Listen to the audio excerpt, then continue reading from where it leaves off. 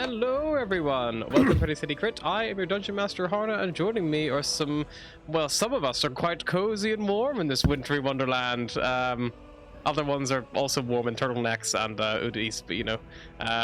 Let's quick whip round. I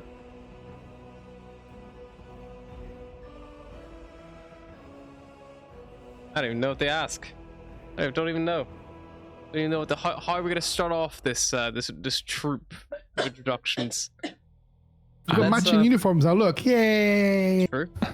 Let's oh, this is horrible. Let's go for the person who spent the least on Dungeons and Dragons merch or whatever, and then we'll work our way up to our biggest addict. Oh, fucking spends the least. I can go for that. I never spent. Shit, D&D Beyond. I think I still spend like the least amount on D&D merch. I don't own any physical dice, so.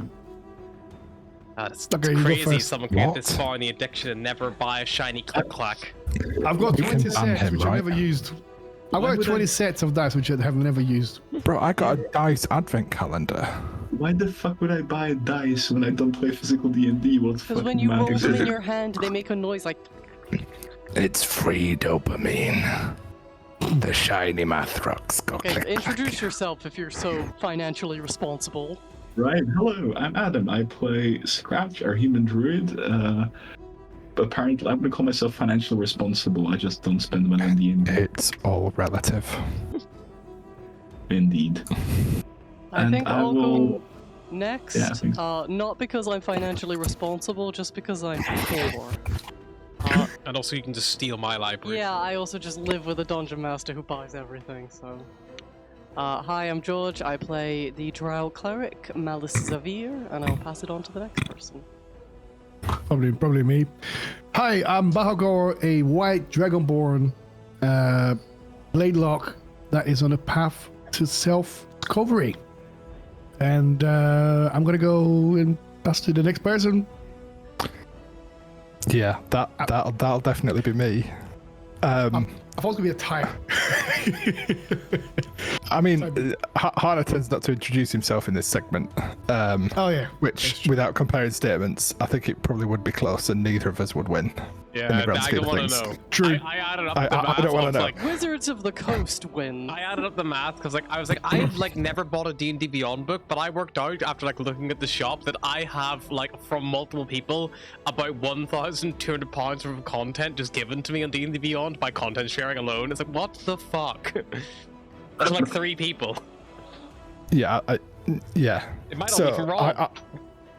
Yeah, it's probably from me. It's like, hey, Hannah, do you want to run this thing? It's like, yeah, sure. Cool, here's the book. Oh, thanks. I already had it.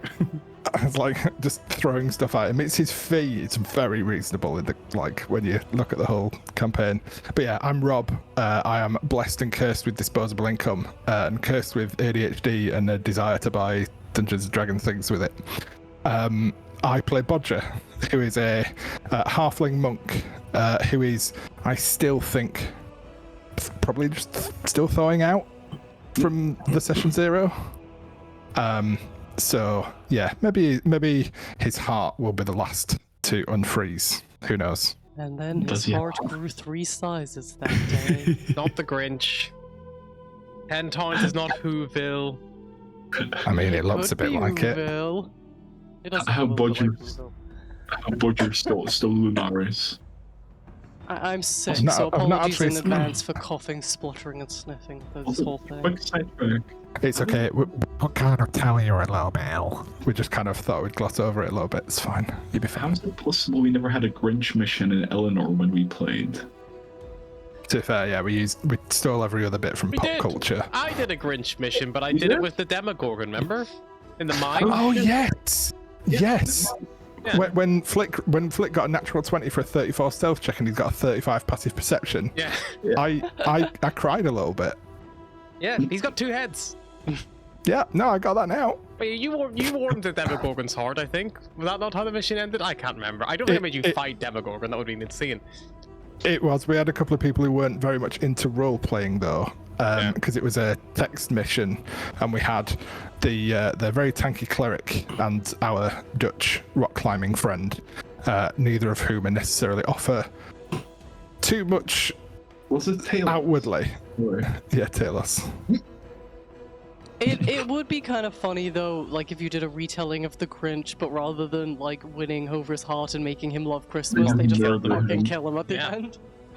He steals Christmas and they go and murder him and get all their Christmas shit back.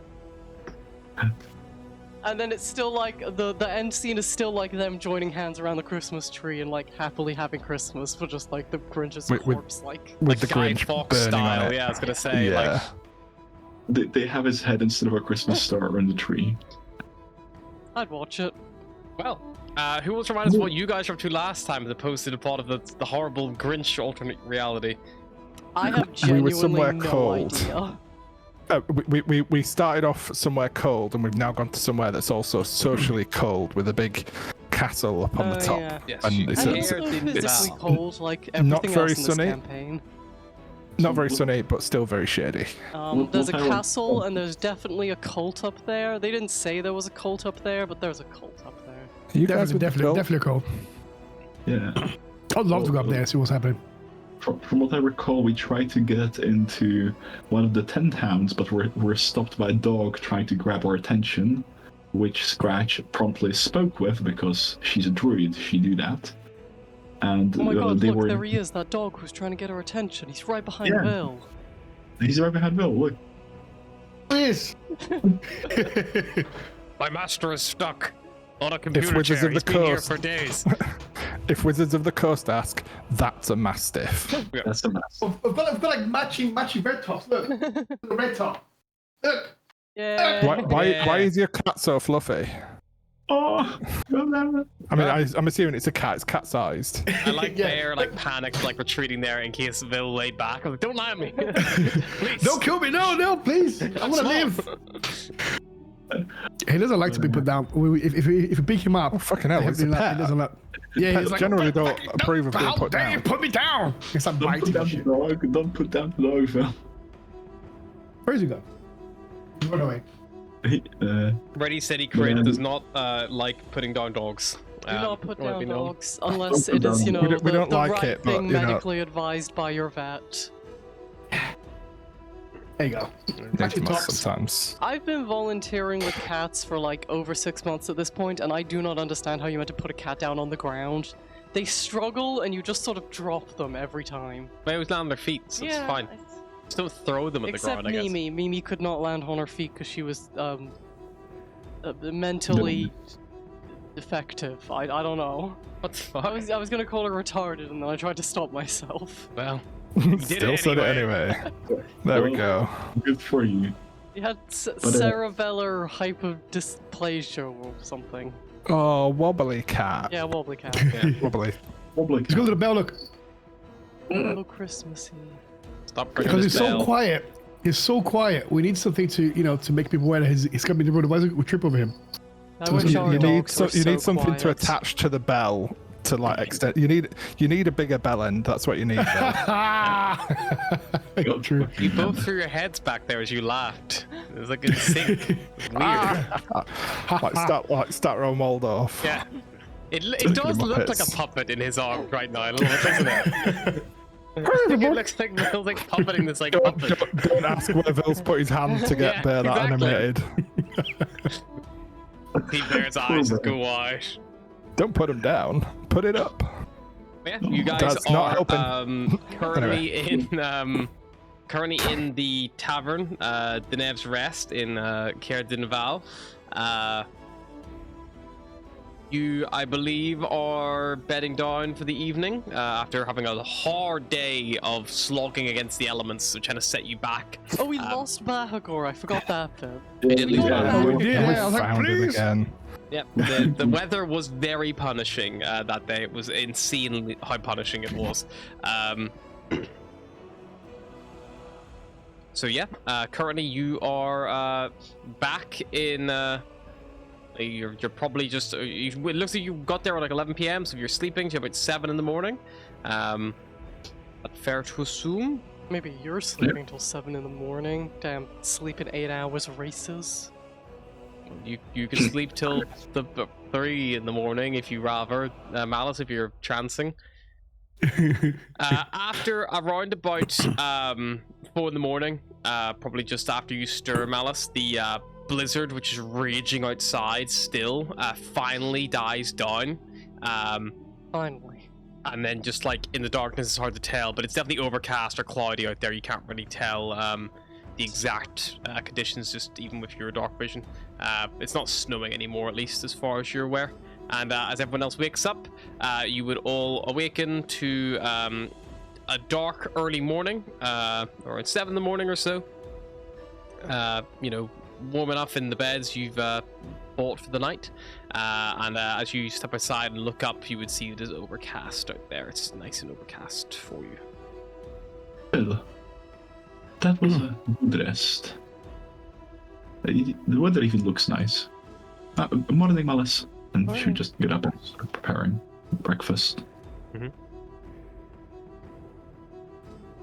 It's so nice outside today. We should have I traveled wonder on how this long day. it is. Maybe. Do you want anything for breakfast? Or... Did we pay the guy? I thought we paid the guy. Oh, yeah, we paid. Oh, yeah, we paid the guy. Never mind. Yeah. Yeah. Breakfast at the Dinesh Rest is a fairly like simple affair, to be honest. It's not Dinesh Rest. So you're in the uphill climb. Dinesh Rest is the close one, the bottom of the hill. But yeah, like I said, he's all out of beer and spirits. But he does have bedrooms and empty beds. And yeah, he has some busy. Whenever you come in the morning, you're busy. Got like come downstairs and recreated a main area, looking for any breakfast of any kind. He has a fairly decent selection of like basically like toasted bread that is done toasted per slice. It tastes like it's potentially being frozen and then it's being defrosted as needed. And also it's served with a nice protein-heavy pate, which has a remarkably fishy taste. Cool. As we were eating breakfast, Scratch would like to cast Druidcraft to try and look at the weather for the day. Sure thing. I've now got to plan out the weather for the 24 hours, which is, again, I keep saying I'm going to make an automatic generator for this, but I don't. I just keep suffering. Goddamn druids! I'm so sorry, it's just like, it makes sense This for is her like to the check only the weather. campaign where that's useful. She definitely though, will. Exactly, yeah. That is true. Usually it's like, you know, the weather will do what the weather does, but it doesn't really matter. This is like, if the weather goes too bad, you die. Or you get lost. Yeah. Or you lose a Dragonborn. And it's really Yeah. hard, because it's Nah, like it's no a biggie. white Dragonborn in the snow. How you ever gonna spot him, you know? Bahagor, if you get up in the sleigh this time and then fall out again, we are not coming back for you, alright? It wasn't my fault, the winds were too strong. What do you mean? You were a 6 foot tall or 7 foot tall dragonborn in armor. What do you mean the wind was too strong? Yes, I was the only one standing, what do you expect? Well, you did keep why would- letting go and saying, "Look, ma, no hands," which probably didn't help. Like, Yeah, let's just forget about that small detail. you know, Next time we just have one hand. don't blame the Vita, the wind, you know? It didn't do anything. It just... I mean, if the wind wasn't that strong, I wouldn't be able to do no hands, you know? Just, I've done it before, I swear. I'm gonna show you hands if you fall off again. Christ. Okay. It's just very, very hard to turn the sled around as a bear, you know? Especially with dogs nipping at your heels. Do we still have the other dog with us? Yeah, you The still levels have, were- he's the only one who still has a level of exhaustion, because after you all have rested. We sent all the dogs, like, down, didn't we, to, like, go sleep in their dog Yeah, we put them down in the stables. Yeah, they We paid that guy's useless sons to do it. I believe his useless sons were back in the upper town. Oh, This Yeah, guy just let your dogs in the tavern and they're sleeping down the tap room. that's nice of him. Just so they're sheltered from the outside. He Sorry, doesn't I'm- have that many. It looks like you're probably his only proprietors Sorry, at the I'm minute. getting my cold, shitty towns mixed up. Well, 10 towns, although all the towns are slightly different, it is all kind of the same locale, you know? Cold and shitty. Oh, I miss Barovia. Yeah, do you? Okay, we can go back. What do you prefer, the constant threat of vampires or the constant threat of cold? Oh, look, hear me out. Wolves. Curse of Strahd set in Icewind Dale. No, thank you. Yeah, because all that fucking campaign needs on top of its random encounters is even the constant track of weather. I like it in Brovia. It's like, it's miserable all the time. It's just, you think it's probably raining or overcast, and that's it. And no, yeah, you can't even see the sky. What's that? You go up to the mountains, it's snowing up there because it's shit. So get ready. Get ready for your weather forecast. Write this down. You need to like get like a green screen like map behind you of No. town, so you can be like, Yeah, as you that's true. see, Like, there's a yeah, cold it's front just moving." gonna be like snowing over all the fucking town. That sounds like a lot of work, but it is very funny. Please. Right, so for the next right, so for the next 3 hours, it is expected to be overcast with a moderate wind. At 10 a.m., that is going to shift into a slightly more storm cloud. The temperatures are going to drop a bit as the wind increases, and it's going to be dark. So even though normally at 10 in the morning, you would benefit from twilight, kind of like gracing you with a little bit of dim light, unfortunately that's going to blot out twilight for a couple hours. However, by midday, it'll be overcast once more, so the light will just trickle through for like the latter half of twilight, right around to 2 p.m. Around about 3 p.m, it goes storm cloudy again, which is again a bit more cold, nothing too scary or startling, before trickling back into overcast around 5 p.m. for 4 more hours. Then at 9 p.m, there's going to be a hailstorm, which is going to be quite windy. It's going to be very dark, blinding, even though you would be looking to sort of like, normally the aurora would be coming in around 1 hour into that, but that's going to last for 3 hours. It's going to lighten up from a hail to a heavy snowfall, so still dark and hard to see because the cloud cover, with obviously all the actual snow in itself. And then from 3 in the morning to the rest of the night, like till at least until 24 hours from now, a blizzard is going to occur. Oh, thank you for your sacrifice. So Scratch with Pearl, as she's eating her pate, just like open up what appears to be like a hovering globe in her hand, and it just starts to change colors from like overcast to like a dark stormy orb, and just like changes as you describe the various stages of the day. She'll just, close her palm, disappear the orbs, look at the party and say like, so like for the next few hours, like till 10, I think, we should have a decent overcast, so we should use that for our travels. After that, it should be darkish, like, a bit stormy, dark for like 4-ish hours, and then it should be 3 more hours of overcast weather. So a decent day for traveling, just a few hours in the dark, but we should be able to do that. No whiteouts, so we good. Well, it was way better than yesterday. Much better, yes. So I think we should make a move pretty shortly. It's a just a bit nice of day. tomorrow. It's, sky is light. It's not that cold. Kind of warm almost. Right now, it is minus 65 degrees Fahrenheit. Kind of warm almost. It's all relative. It's so cool, like you lost your senses in your skin. It's equivalent to would minus say 50 degrees Celsius. Icewind Dale does not fuck around, by the way. it does not. I would say we should finish our breakfast and head out as soon as possible. Get a few miles in. Fair enough. Right, maybe down is good. Also, how did you sleep, Bahagor? Any dreams? Are you having a stroke, Bahagor? No, sorry, I was just enjoying that fish. Yes, as usual. The same screams, the same sound of children, people, I don't know, just the usual stuff. If you I'm doing the same thing every night. I could try preparing some herbal tea for you before you go to bed to knock you out. We could try just knocking him unconscious. I could do that as well. I don't think that'll work. Well, maybe you can try. Alright, I'll see if I get any interesting roots and herbs as we go by. Maybe I could get the ones to make you see funny colors. I really like those. Those are pretty good. Oh, I've heard of those before. They make us hear and see funny things. Yes, last time I tried them, I heard colors and I saw sound. It was fascinating. You heard call? Okay. Although the sound of white gets rather monotonous when you're in Icewind Dale, so you know.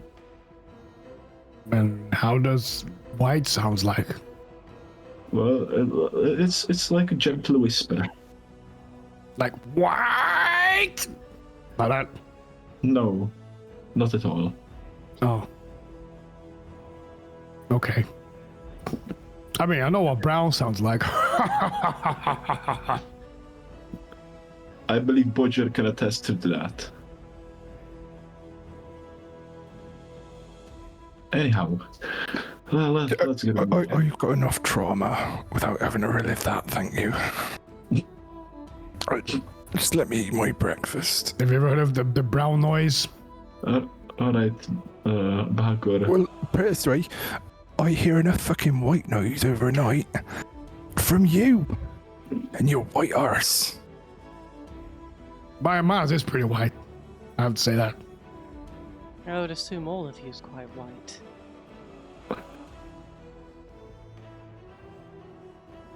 Yeah.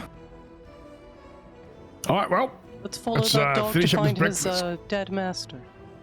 Yes, I agree. You know, he may still be alive at this point. Boy, so let's get whimpers. Oh my god, that Scratch dog, it will- speaks common. yes, that's cool. Scratch will pet the dog and just, you know, help him relax a bit. But yeah, what is the intention? Is it to continue on the journey and try to rush think up so. towards the... Yeah, we said we were gonna go get that Kelvin's car, cart? right? That's like It's only a couple of hours. priority numero uno. So it's only a couple of hours, isn't it, from here? 2 hours to Caer Konig, which is the settlement where you were told there's like a climber, like a shop where you can maybe get some supplies. And then there is a little bit of an off-roady, like an off-road trek up the cairn, up to the cairn itself. Alright, let's go to that shop, get some supplies, and then trek. Yep. All right, let's keep moving. Let's get some of this nice weather with us then. Alrighty. So you travel for 2 hours. I'll say, you know, you can probably have your breakfast and stuff as like the tail end of your long rest, just so you don't lose on it in as much time, because obviously you're in a very safe and secure location, being inside a tavern. So by 9 a.m. You have arrived at the small settlement of Caer Konig. Caer Konig is like even fucking smaller than Caer Dinval. Yo. I'll pull you up a little map first, so you get a little looky.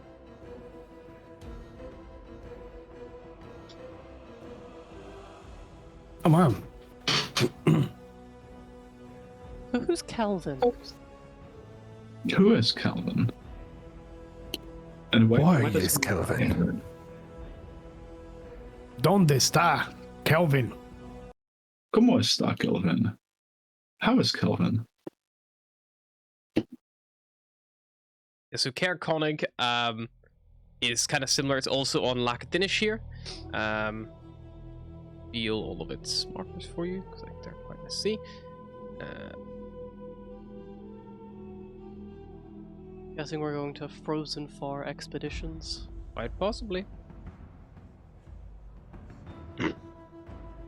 So yeah, so it takes you about 2 hours along this 3-mile long snow-covered path that links it up there as you kind of arrive in.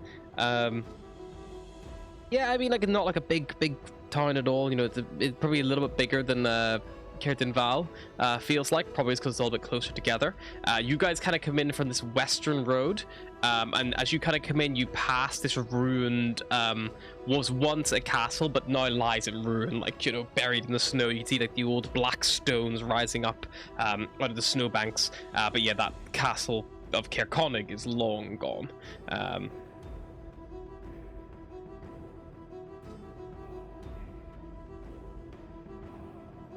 As you kind of like pass through, you see this kind of sits quite at the foot of Kelvin's Cairn, like to the north and northwest of here. Doors begin to even rise, even slowly. You can actually see a few bundle of people are shuffling between snow-battered houses, keeping their heads down. Most of them barely bothering to give you a look as you walk past them.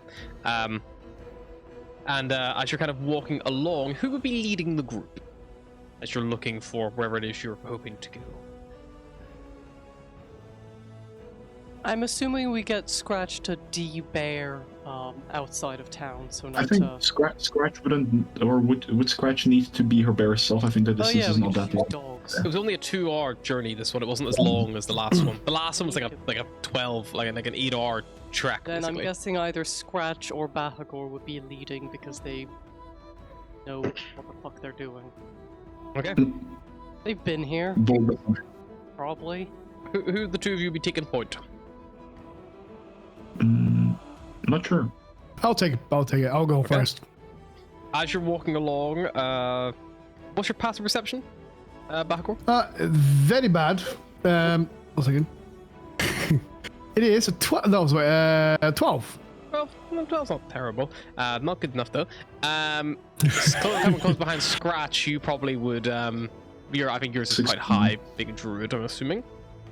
Yep, 16. 16, yeah, so 16 would be enough. So Bahagor walks past, like, you know, just kind of moving along, and then suddenly Bahagor, the snow next to you moves, and something's coming out of it, and you're like, oh, what the fuck? Before you can get a chance to react, you just hear, who goes there? Is it thieves? Have I found those creeping bastards? And you see standing out of the snow is a silver dragonborn holding an empty wine bottle as if it was a sword, a scarf wrapped over his face, and then he goes,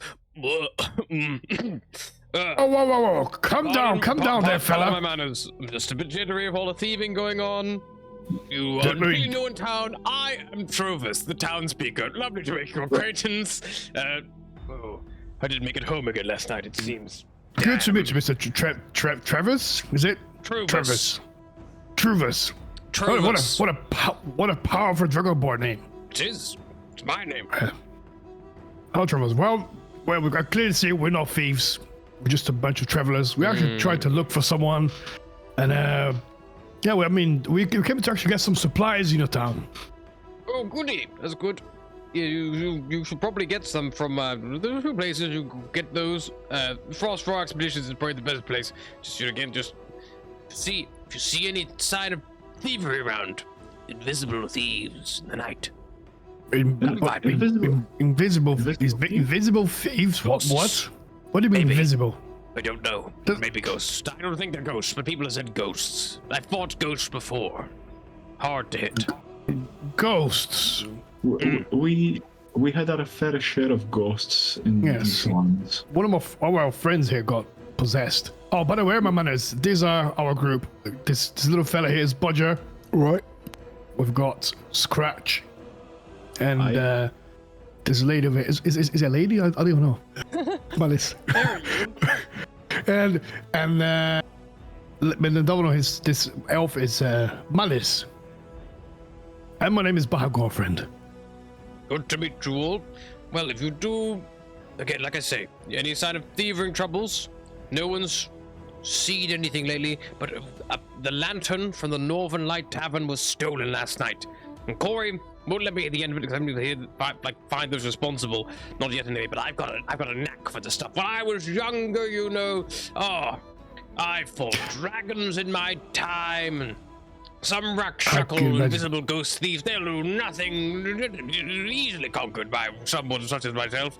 You're gonna sleep in the snow all night. Once I kicked a half ogre into a river and watched it float away while it yelled profanities at me. Or another time, it's the snow. I don't know why I was in the snow. I was out all night patrolling, you see, looking for this thief. I must have fallen asleep. Oh, another time, I tricked a group of kobolds into believing that I was a dragon in humanoid form, and they worshipped me. Like a those god. kobolds, easy to fool. They're easily fooled, my friend. Oh, it takes some knack of persuasion, believe me.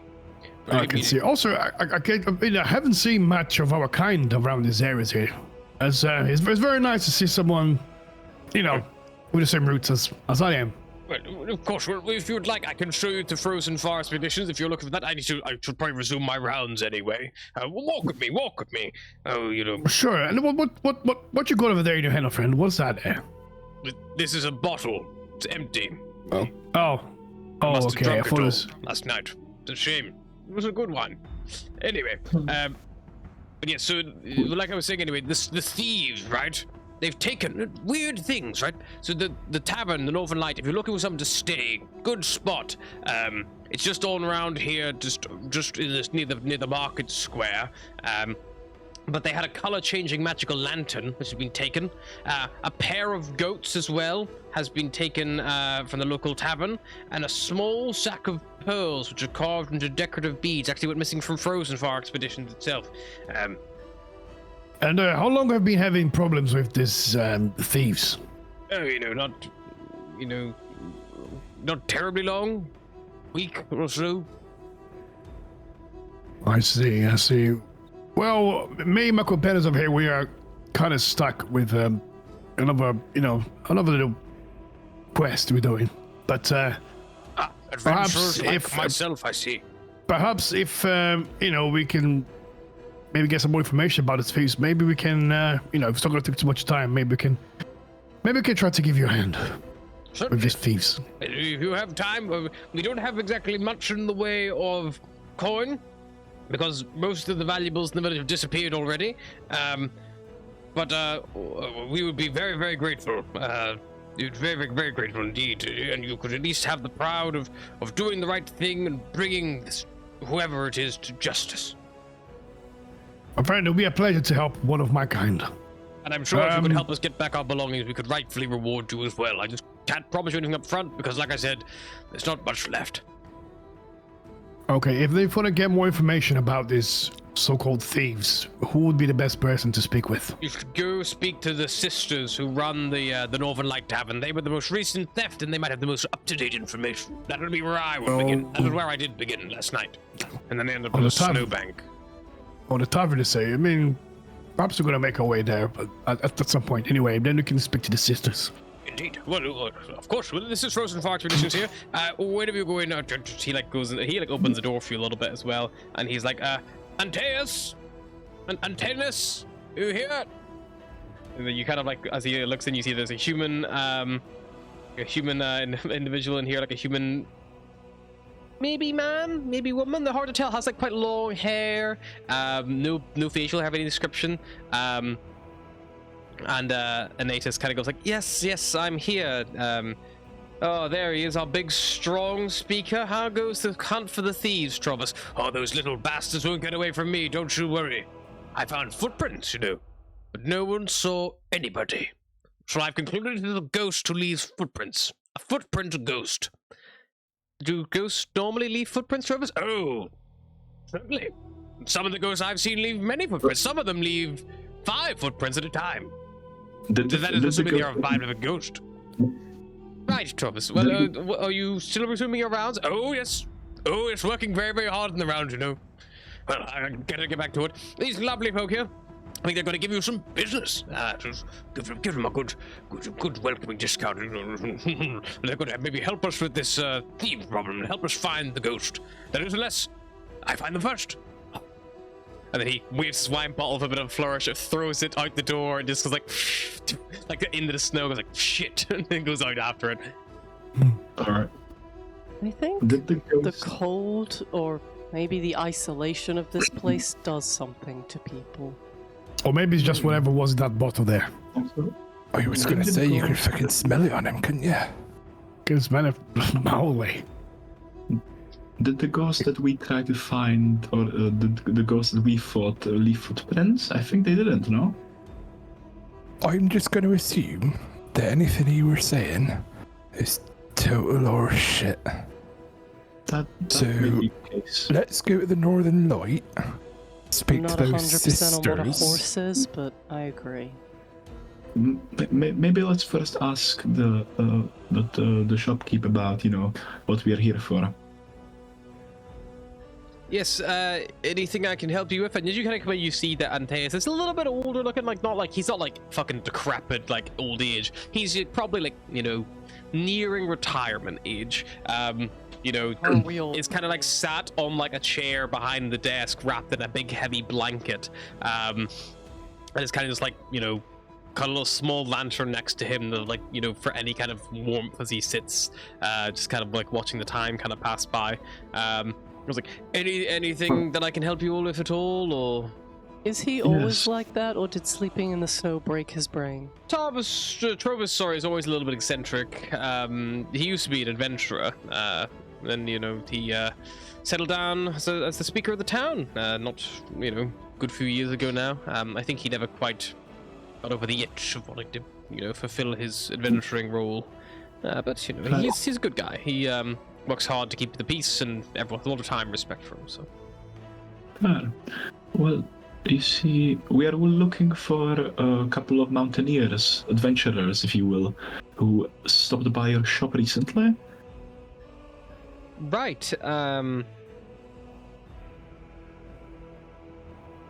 mean, potentially. Well, I forgot the guy's name. Yeah, who would it have been? Ask the dog. I mean, have you seen anyone come with this dog in here previously? He leans over the table and has like a look, and I was like, yes, there was a group of them. It was Garrett who you talking about. That's one of Garrett's dogs. Yes. You see, his dog came back alone and told us that his master is in danger.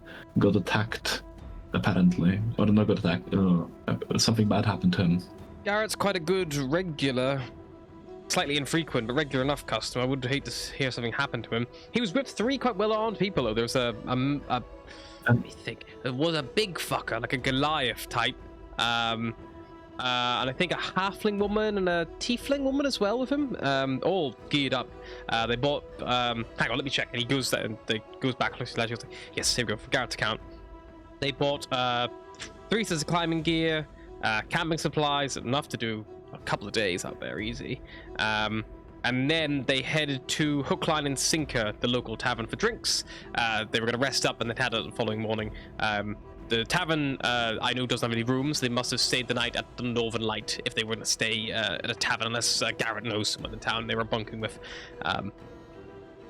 And any idea what they were? Did they mention what they were trying to achieve, or where they were going? Just told me that they were planning on heading out to the up Kelvin's Cairn the next morning, but they were just going to take it easy because they looked tired, to be fair. I think they had quite a long journey getting here. All right. Well, could we maybe buy some climbing gear as well? What we would recommend for us to do the same climb as Garrett? Well, I don't know exactly what climb he was going for. Garrett normally has his own supplies for himself. He more bought supplies for those who were going with him. That's part of his, guide responsibility. If you could buy the same supplies then for each of us. Sure. Then I'd recommend you get a climber's kit each. It'll give you a good way to anchor yourself if you're climbing any sheer cliffs. You'll probably want pittons, rope, maybe an ice pick or 2. I also have spiked tip boots for your. You can clip them on, and it helps you climbing if you are climbing sheer faces. But again, it depends what route you're planning on taking. How much would that all be for climbers' kits? Each of you? Yes. Let me price it up.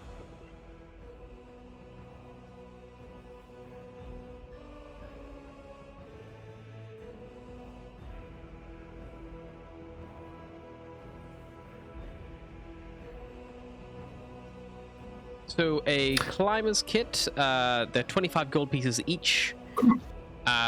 They have the pittons, boot tips, gloves, harness. So they'll have everything you kind of need to get yourself going, and then you'll just need to buy some rope as well. I'd recommend 50 foot of rope each would normally be enough. You can only work together then, and the rope's gold piece for a length of 50 foot. I have 8 gold pieces, but a Scratch will be like, well, I think I don't need to buy climbing gear because I can just turn into an owl and fly alongside you. Which should work. I would assume the winds might be pretty strong up, the higher we go. So I be think aware I of should that. be able to, or like, would Scratch have any experience with like the wind turbulence around Calvin's cairn? Like, if she were to fly around, like, a nature check. Sounds to me like a nature check. I'll use guidance. Sure. That'll be 10 plus d4. That'll be 14. 14. I mean, like, the Calvin's cairn is kind of prone to like the odd avalanche and stuff. Like, it's a big mountain. Like, it's just a very, very big mountain. So avalanches could be common. There are like narrow ledges that kind of like scale up, like and even like icy cliffs that would need scaled, like to make good progress along there as well. Wind-wise, like, yes, there is, with the wind chill at the minute, like, there is a potential of the winds picking up, and if they were, the higher you are, obviously the more blustered you're going to get because it's less sheltered. But it's not like, you could imagine, like, things do fly there, and have flown there in the past, so it wouldn't be unreasonable to think that you would be able to do something similar. Yes, I think I should be good. I'll just stay as a Sova, an owl. I'm happy to help somebody out with if they don't have enough gold for their harness or for their pack. I'm gonna get one of those climbing kits over there and a rope. Do you have one in like a small? Oh yeah, we can adjust the straps here. Hang on. You see here, like, looks over. It's like, Jartha, are you around? And then coming out from the back room, you see a probably more like in her equivalent to dwarven years in her 30s, probably about half his age, but as a dwarf probably older than him, but definitely a lot more fit and healthy considering her lifespan. You see this shield dwarf kind of woman comes out, and she's like, oh, your blanket's gone wrong again, and she like helps like tuck it a little bit, and she like kind of fusses around him a little bit. Not too dissimilar to how, like, a child would fuss around, like, with like their slightly aging parent. However, he's definitely not old enough or infirm enough to need such like coddling, and he's like, I'm just laying off. And he goes like, well, what can I do for you? He's like, oh, could you help get that climbing kit from the wall? Help just size it up for this individual. He's like, oh yeah, no worries. They get like a slightly smaller kit done, and they just kind of like adjust the buckles and straps to like suit your size. And yeah, it's like a harness, so like you can literally tighten it as much as you need to. She like maybe has it's probably like a leather harness, so she probably like has a little leather punch and like punches like holes in for it to like fit your size more appropriately as well. It's like you can leave the slack if you want, or you can cut it off. Just make sure you burn the edge if you do, just to stop it from getting the cold into it too bad. It'll help seal it. All right, and how much do you say it was? And he's getting his coin purse out for check. The kit. It's 25 gold each. And the kit contains like a harness, which you would need to like pin yourself down. It contains the boot tips. It contains pittons and gloves. And then it also has the ability to like. Hey, Scratch. Any chance of like 3 gold, please? Yeah, sure. I'm a little short. One moment. She'll just pull out like one of the pouches and give him 3 gold. I made a joke about being a little short, but this is fine, everyone. Thank you very much. And he hands over 25 gold. They give you that. Do you have rope as well already, like on your person? Yes. Cool. Then they'll not try to upsell you more rope. They'll probably inspect your rope a little bit. Like, yep, that's good. It's nice and well oiled, well looked after. Need to be upsold more rope. Sure. Rope is a gold each, so if you want to get a kit and rope, it'd be 26 gold. Unless you'd like to buy more rope. Fuck it. I'm gonna get 2 ropes. Sure. I've got one, so I bought another one. So I got 2 just in case. Cool. Yeah, 26. Yeah. Add them It's all. not going to be able to carry much more than this, but it'll be fine. The climbers kits as well are fairly heavy. They're 12 pounds, like for a set. And obviously, if you have things like those boot tips on, you can't have like your snowshoes. You need to like stop and change them over. So it doesn't like take long. Maybe like an action to swap them out. All right, well that should be more or less ready to rumble. You've got good cold weather gear and all, so yeah, I mean you should be fine, really. You've got enough food for how many days you went out? Like I've got some rations as well. If you need rations, can get you sorted there. I think we should be okay with rations and food. All right. Yeah, we're all right. And you've got dog sleds and all sorted. If you need dog sleds. Have dogs. Just the one sled, actually, but a few dogs. Fair enough.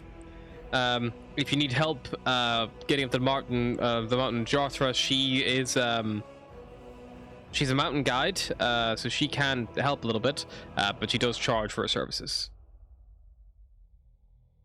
What are the benefits of having a guide with us? Probably would give you bonuses on checks and things like that, like to avoid you getting lost, or like If we get stranded, we can eat her. Or Livery's party member, we can just send her off to get him. How much would be for the services for this guide?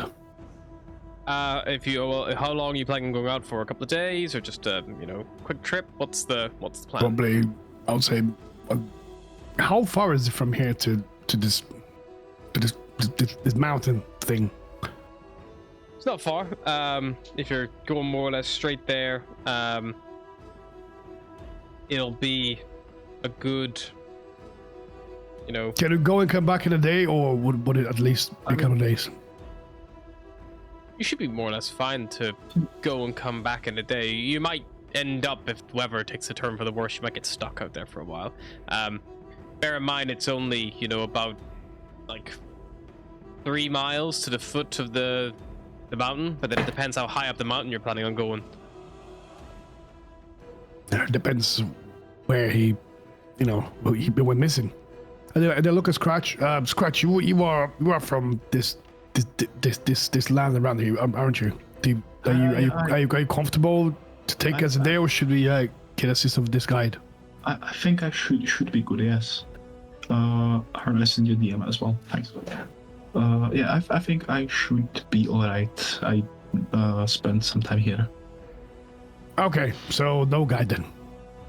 But you're suffering here, Scratch. So good luck to you.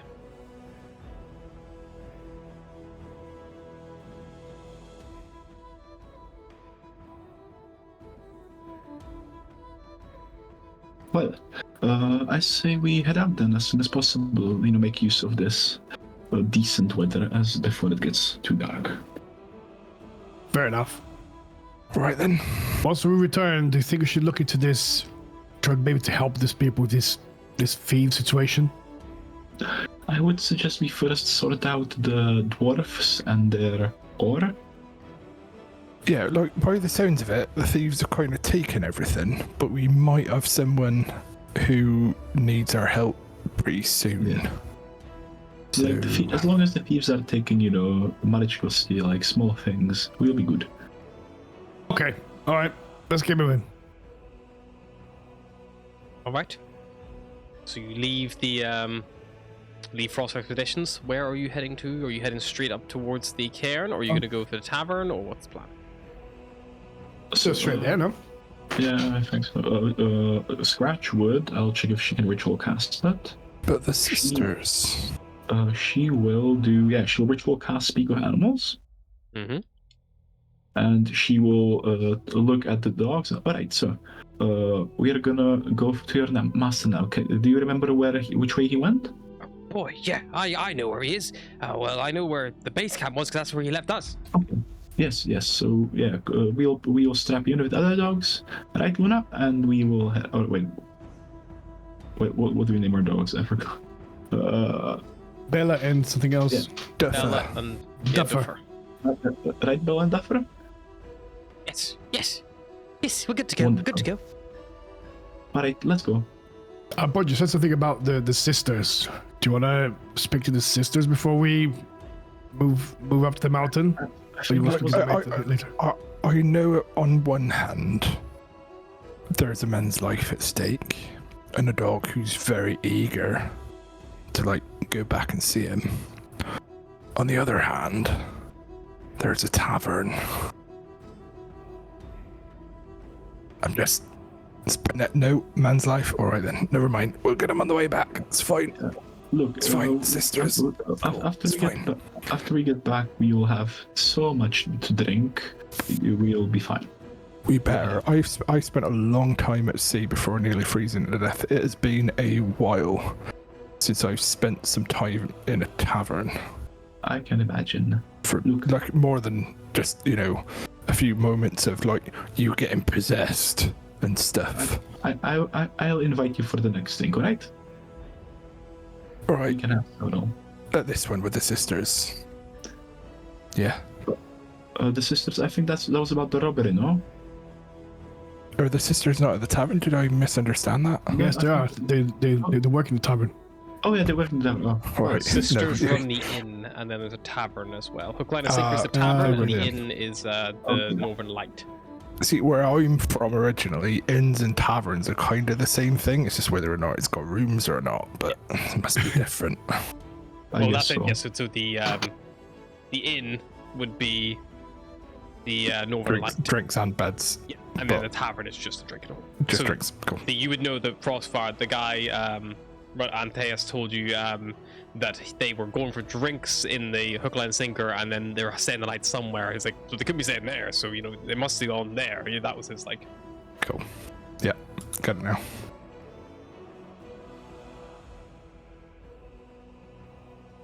Yeah, Bodger will hop onto the sled and be like, all right, let the dogs do the pushing and you lot do the walking. Nice, yeah. Let's head out.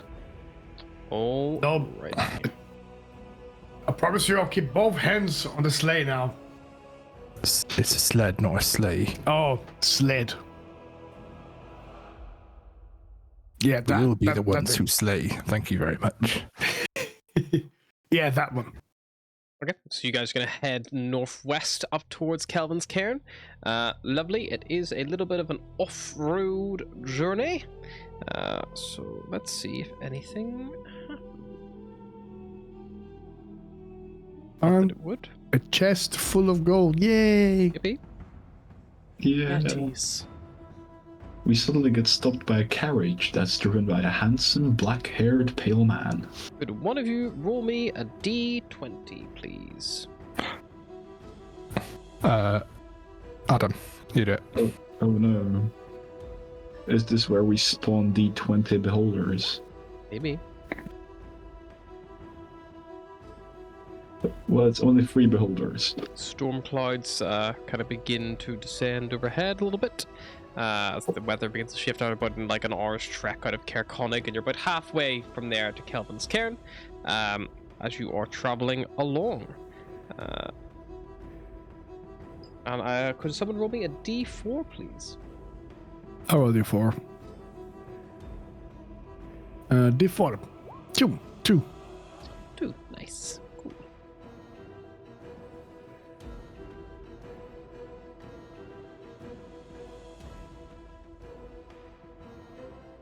Beep, beep, beep, beep, beep, beep, It's beep, now. beep.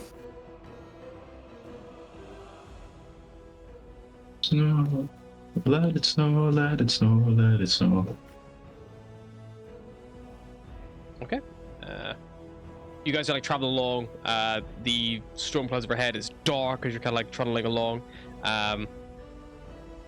And as you are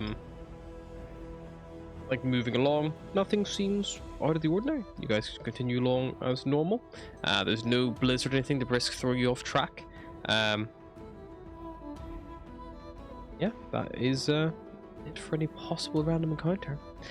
Eventually, you find the foot of Kelvin's Cairn kind of rising up before you, and you see a boy is leading you right to there's Let me just make sure that's the case. I think he does lead you straight. They actually brought him. Yes, because you're a boy, he will lead you all the way there. So he leads you straight to the base camp. You do the search for it. And yeah, you see there are 2 tents pitched in the snow near an icy outcropping that acts as a natural windbreaker. Between the tents is an overturned sled, and still harnessed to the sled are 5 howling dogs. You can hear their howls being carried on the wind. And boy is like, you know, pulling and pulling and pulling to get there. Or replace my headset battery 1 second.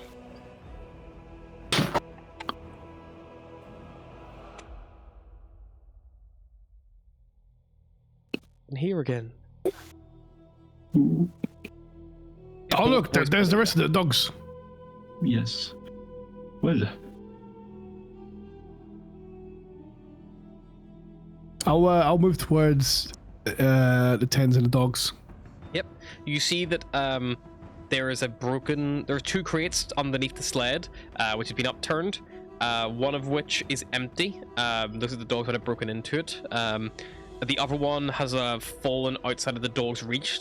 Looks like they tried to dig at the snow to get to it, but couldn't. So they're not able to quite get close enough. But yeah, as you get close, they don't like snarl or growl at you. They look at you like, you know, like a tame, domesticated animal would. They're not like, you know, they're not wolves. Easy there, fellas. Easy there, fellas. We're here to help you. Would Scratch of Ritual Cast speak with animals again, knowing that we're going to be approaching more dogs? yeah, probably. Alright, hello? Are you alright? She's like, look at the dog. Hungry! Oh, so hungry! They're Our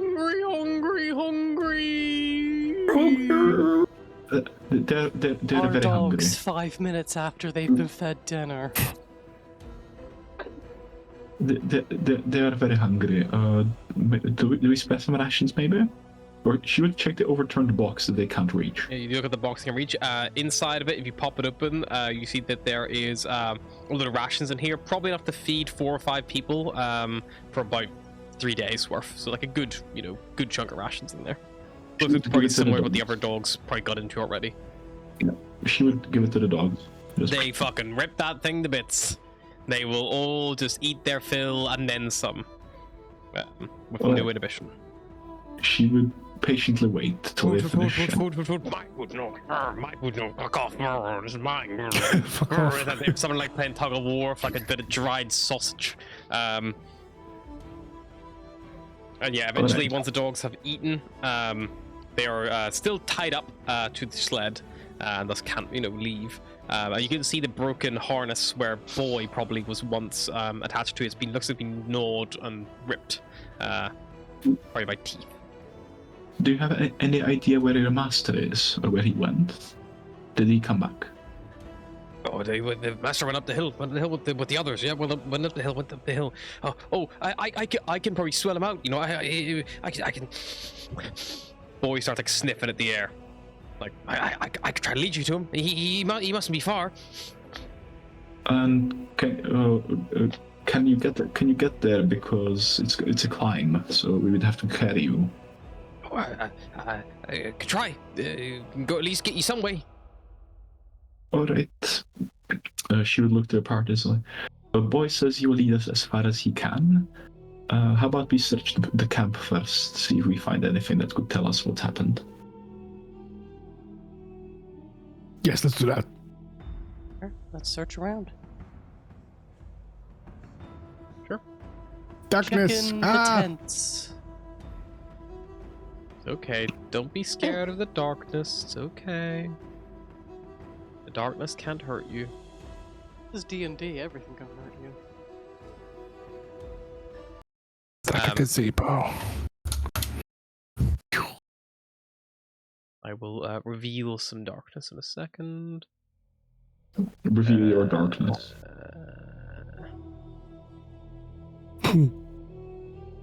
Ghost. Ghosts.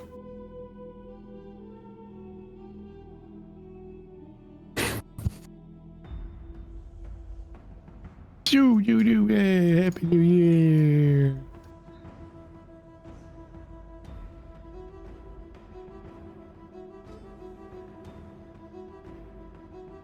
this will work. The new version of Roll20 is a little bit funky. It's changed how lighting works a little bit, so it's a little bit strange, but this should work. Can you see? Nope. Fuck. Nope. Why can't you see? I see my name, and that's it. Yeah. And all that shit happening above.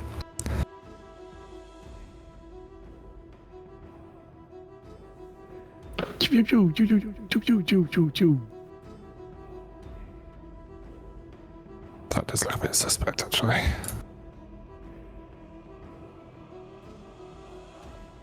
Why you can't fucking see? It's very strange. Let me refresh and see if it's just a loading error thing. No, I can just see a fucking Daft Punk laser show going on, and that's Yeah. it. Okay, I'll do this.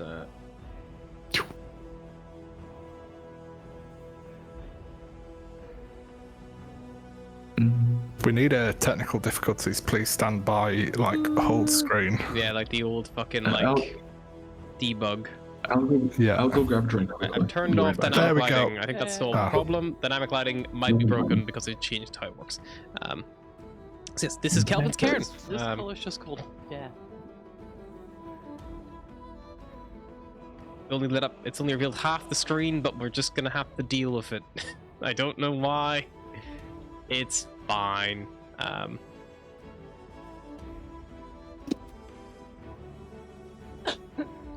Yep. So you're basically led to a little base camp, which is down roundabout. Right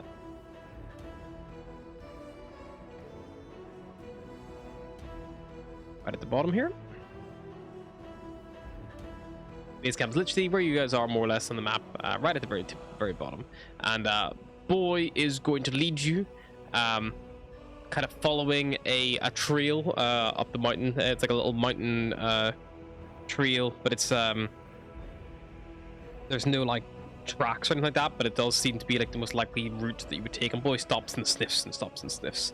And as you begin to ascend, the howling wind, and as you kind of get up here, the like snow is like being blown off the snowdrifts. So even though it's still not like, you know, heavy snowfall or anything like that, there's still like a little bit, like every now and again a little mist of snow in the air. But on the whole, most of it here is just, you know, a nice overcast kind of day. It's not like it's like really quite bad. A nice overcast day. Yep. Perfect for drow. Exactly. Hey, this is so sun. Have you started I'll climbing start up? putting I'll start putting my climbing gear together. Yeah, you guys probably could get kitted out at base camp if you want, and then you can like get yourselves ready to ascend. As you're climbing up a little bit higher, you know, after might call it half an hour or so, the slippery ice is making this climb quite treacherous, so it is a little bit slow going. You see that there are 4 mountain goats perched on a large rock formation around which you'll have to navigate.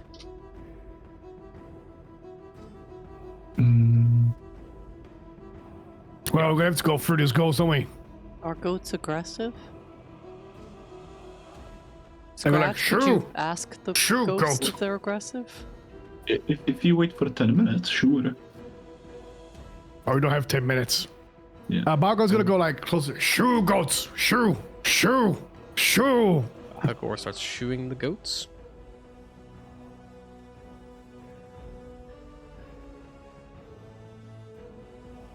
Do we have to climb over the rock formation, or do we go around it? Do you? I used to know a book about this sort of thing. About goats?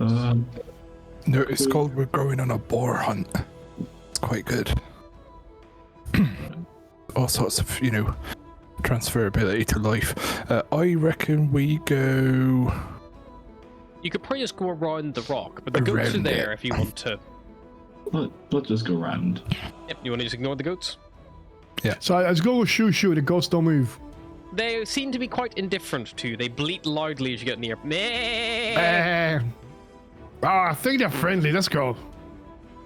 Can I incite them to see if like I'm just like they're friendly and not friendly? Some I don't know animal handling. So I think inciting is. Is that inside gold a goat. lion? Animal handling. Fucking hell. Okay. It's not so bad actually. Also, Animal as it's quite 13. treacherous, or we're heading to treacherous terrain. Are we tied together with rope as a group or not? That's a good question. You do all have harnesses and stuff, so you could be, if you so wished.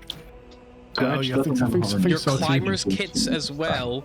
How they work is basically you don't have to be climbing. You can literally take a pit and like there's enough like rock and ice around here. You can just hammer this thing in as an anchor, and then you can move 25 foot and you're anchored to that thing, and you can't go further than that.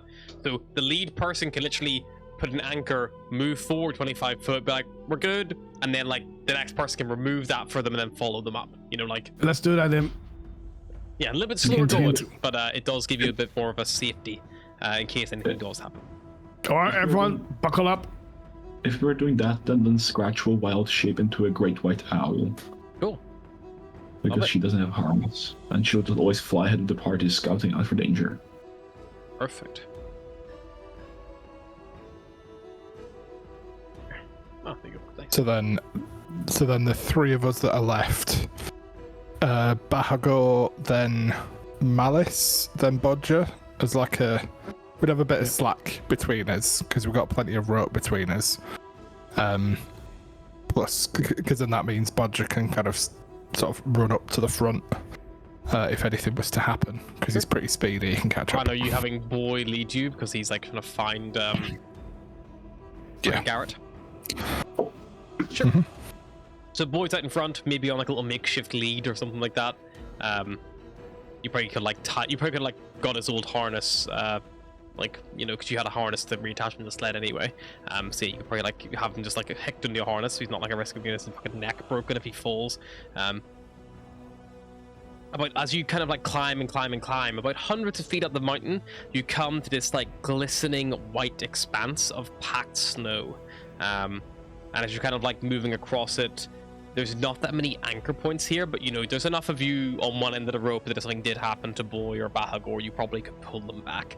As you're kind of crossing this big open area, Scratch, you're flying overhead, right? Yeah. Scratch, you hear first this loud crack from higher up the mountain, and as you kind of snap your head up to look, those of you on the ground feel it as well as hear it, this rumbling noise as the ground starts to shake. It's an avalanche, baby! I mean, it kind of said there in the fucking map there's an avalanche. Yeah, so I was exactly. like, You know, fuck. avalanche comes. Yeah. It could have just been like an avalanche that's already there. Yeah, that's what I was thinking. I was like, Also, as a note, that avalanche right now is actually on the GM token screen. Again, this is something that I don't know what they've done, but this is actually on the GM's hidden layer, so it shouldn't be visible to you guys. So they fucked it. I don't know what they've done, but it's clearly a yeah, bug. and I guess it's a falling climber as well. Because you got quite a lot of information in there. Yeah, well, you know, that will be revealed shortly anyway. Don't worry about it. It's not giving much away. I've You not even can't clocked. avoid the avalanche. It's a scripted event. We don't know what's there. It's a canon event. Oh, thank God we all tied up together, and we've been putting the pythons on the rocks and stuff. Exactly. Joke's on you, I can't read. Alrighty, so avalanches. Where are we? Whole bit of the book about these. They're great fun. If you get stuck in an avalanche and you're trapped in the snow, you should spit to work out which way you are. Spit, drool, anything works. Like that. Any kind of bodily fluid emissions, you're grand, depending on your mood. But don't piss your pants, otherwise they'll freeze. Avalanche. Okay. So the Yep. avalanche is 200 foot wide, 100 foot long, and 30 foot deep. So I already have your marching order. Scratch, you're just chill. Here's a bird. How far apart are you? Would you guys be like the full 25 foot apart, do you think? Like really staggered out? Or would you be more close together Probably at not. points? We'd probably be, if we have About 10 20 feet. If we had 25 foot of slack, we'd probably keep sort of 10, 15 feet apart, I'd Yeah, say. let's call it around 10 foot then, just so it's easy to keep track between everybody. And you are right in the middle of this fucking thing. Oh no, snow! Oh, no, snow. snow indeed. Big snow. Snow. So we are going to put you guys in initiative order.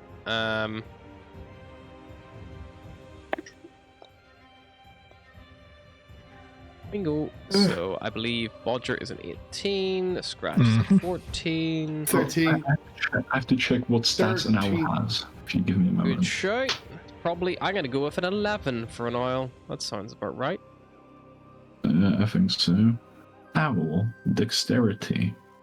Ow. 13, actually. 13? Oh, nice.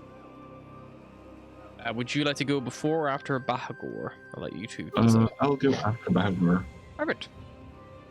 Boy is a dog, so he has a good old 10. I'll just have him go at the end of the round. That's fine. At Bodger, you are the first kind of to react as this loud crack rings out, and you feel the rumbling at your feet. It's 500 foot above you. You don't know how fast it's going to move, but you've got 100 foot. You need to move at least 100 foot to get clear of this path. You're probably, because you're like in the middle, I'll say that you are more or less smack bang in the middle itself. So you've got about 100 feet. Malice is 110. Bahagor has 90, and Boy has 80. I think I'm at the back of the You're three. at the back. Okay, Yeah, cool. So then yeah, you're I'm 110 foot. Throw the knife. Cool. I thought you had gone in the middle to rush at the back, or if needed. No, I was going at the back so that I can get ahead of Malice and almost overtake. Cool. So I would. I don't think there's much I can do other than fucking run. So I will move forward and past Malice. So I'm level with Malice 10 foot. Another 25 foot to use my full movement speed so that he's taut. Yep. And then I will ready movement up to 40 feet as far as the rope allows when I am passed by Malice. And Malice stops moving. If you are all using a 50-foot length of rope between you, is that what you would probably be going for, like at the max length, or would you shorten? I think because we'll have had to tie bits around, we'll probably use 2 lengths of rope to get 25 foot of slack, 25 foot of slack, and enough to tie it around our harnesses. So it's like, yeah. So you're probably looking at, if you're doing 25 foot of slack, you're at the end of it as well, so you probably have the most slack, arguably. But what I'm thinking is I've got 10 foot. If we've got 25 foot of rope distance between me and Malice, I close the additional. So I close the 10 feet. You go the 25 foot beyond. Yeah. And then 25 foot beyond. So you're not at the So front. I move overtake 35. Boy. So you would still need to, from where you are currently after that movement, you'd still need to move 75 foot to get clear. You would have to probably cut the rope to do that if you want to do that right now, or you'd have to wait for the rest of your group and then ready an action to dash and then move another. I'm gonna ready the dash action so that as soon as Malice moves past me and finishes moving past me, I will move up to 40 feet. So remember your buddies. So Malice, Bodger's connected to Malice. Malice, you're connected to Bodger and Bahagor, and Bahagor, you're connected to Malice and Boy. Okay. So you got to remember who you're tied to, and you've got 25 foot. You cannot move more than 25 foot from your buddy unless they are also moving. But Malice, you are the next to go. I will also start hauling ass. All right, just moving 30 foot.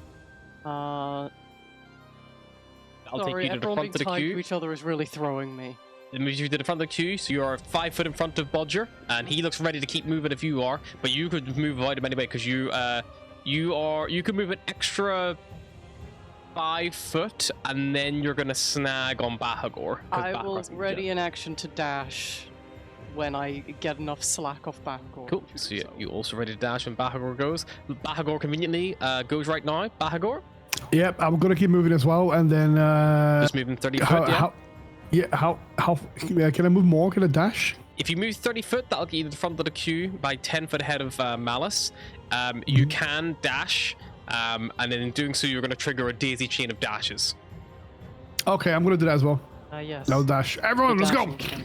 together. The problem is you have to wait kind of for Boy to dash, because Boy is gonna after 5 foot. Boy's gonna stop you. So unless you try dragging him with you, which will slow you down, or you can wait for him to run. No, and he'll run. I'll do this. I'm already in action to dash when Boy goes past me. All right, scratch So, anything. Dragon Ball, not Dragon Boy. Cool. Yeah. Dragon Boy. Anything you'd like to do, scratch from above, or just watch in horror? Keeping pace with the party and watching. I'm just imagining Oh, Scratch flying just above as a bird, like, watch out, there's an avalanche. So And we're like, grab a oh, ball we and can't hear you. There's an avalanche. So Boy is going to run 40 foot with his then normal we'll movement run. speed. Then Bodger is going to move with Malice, with Bahagor, and all of you together. So Bahagor, if you dash another 30 foot, that means you're 30 foot from getting clear. Malice, are you dashing 30 foot as well? Yep. You're 40 from getting clear. And then Bodger, what's your movement speed? Is it 35? 40. 40. So that would put you in between Malice and Bodger. So you guys are like all there. You overtake Boy, but because you're not overtaking him, after that movement, he will then dash again, and he will be able to get almost clear. He's 5 foot from the edge. On initiative count 10, the avalanche moves 300 foot downwards. And then, on initiative count 0, it travels another 300 foot, and you all get hit by the avalanche. Because none of you go in between that, there's no way for you to do anything before then, because that your initiatives are all above. So you're all swept up in an avalanche. I need everyone to make everyone in the space. You automatically fall prone. I need you to make a strength saving throw, please. Make one for Boy. Oh fuck! That's gonna suck. Ah! Do I have inspiration? No! I'm going to use my heroic inspiration to try and do better. What did you roll? I got a 7. That will probably be advised. Do Boy better. got a nat 20. Boys I on got a deck. 12, Nice. which is, technically better. Okay, so what did you get, Bodger? Is your set at 13? 13. All of you feel, apart from Boy, Damn it, as you're Boy. knocked prone, you're all only going to take, it's not extremely damage, you take 6 points of bludgeoning damage. Oh, it's not as bad as I As you're thought not it was gonna prone? be. And The Avalanche, 78 points And- of cold damage. instant death. The avalanche You'll is get not, carried. however, in a mood to stop. So you guys are swept away by this thing. I'm just checking there's nothing to do. When it's when I'm moving a creature's space, it moves along with it. When it stops, snow settles and buries creatures in it. Okay. Sure. You all would have another turn as you are prone, currently being dragged downhill by this avalanche. You're falling prone, you're being dragged along with it. So you are currently all restrained and blinded. The fuck? Cool.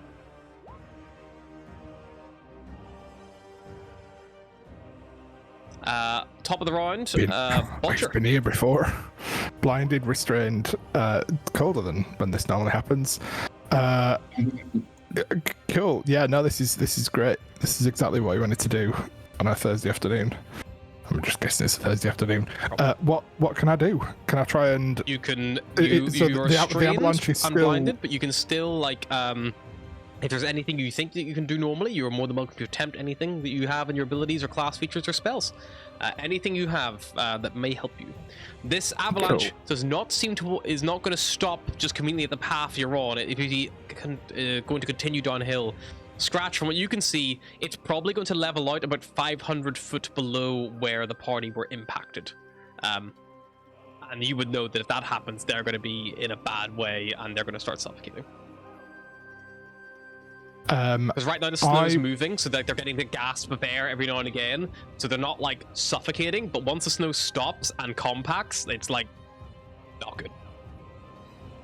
I would like to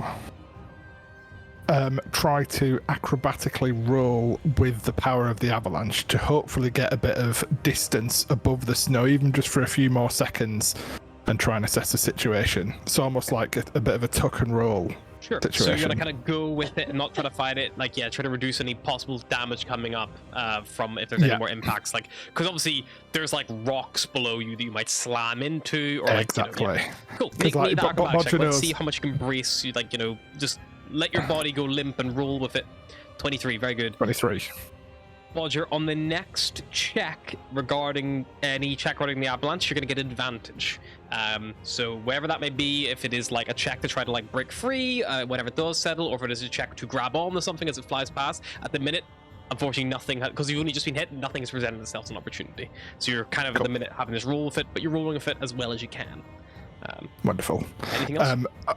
As he's sort of rolling with it and kind of letting his body go limp, getting a bit more distance with the avalanche, I suppose just as his object interaction, he's just going to grab a bit of the loose rope attached to his harness in case he's ready to throw it over a tree or a rock or something.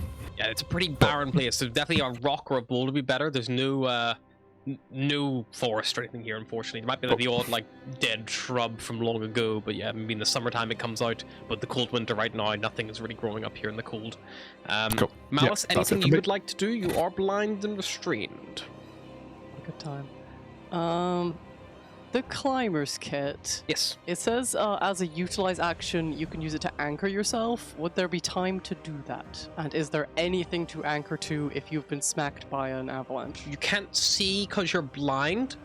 And normally you'd be anchoring yourself to like packed ice or rock with like the hammer. So put it in your mind. You're getting on like this. How it works is it's like a U-shaped pitton like that.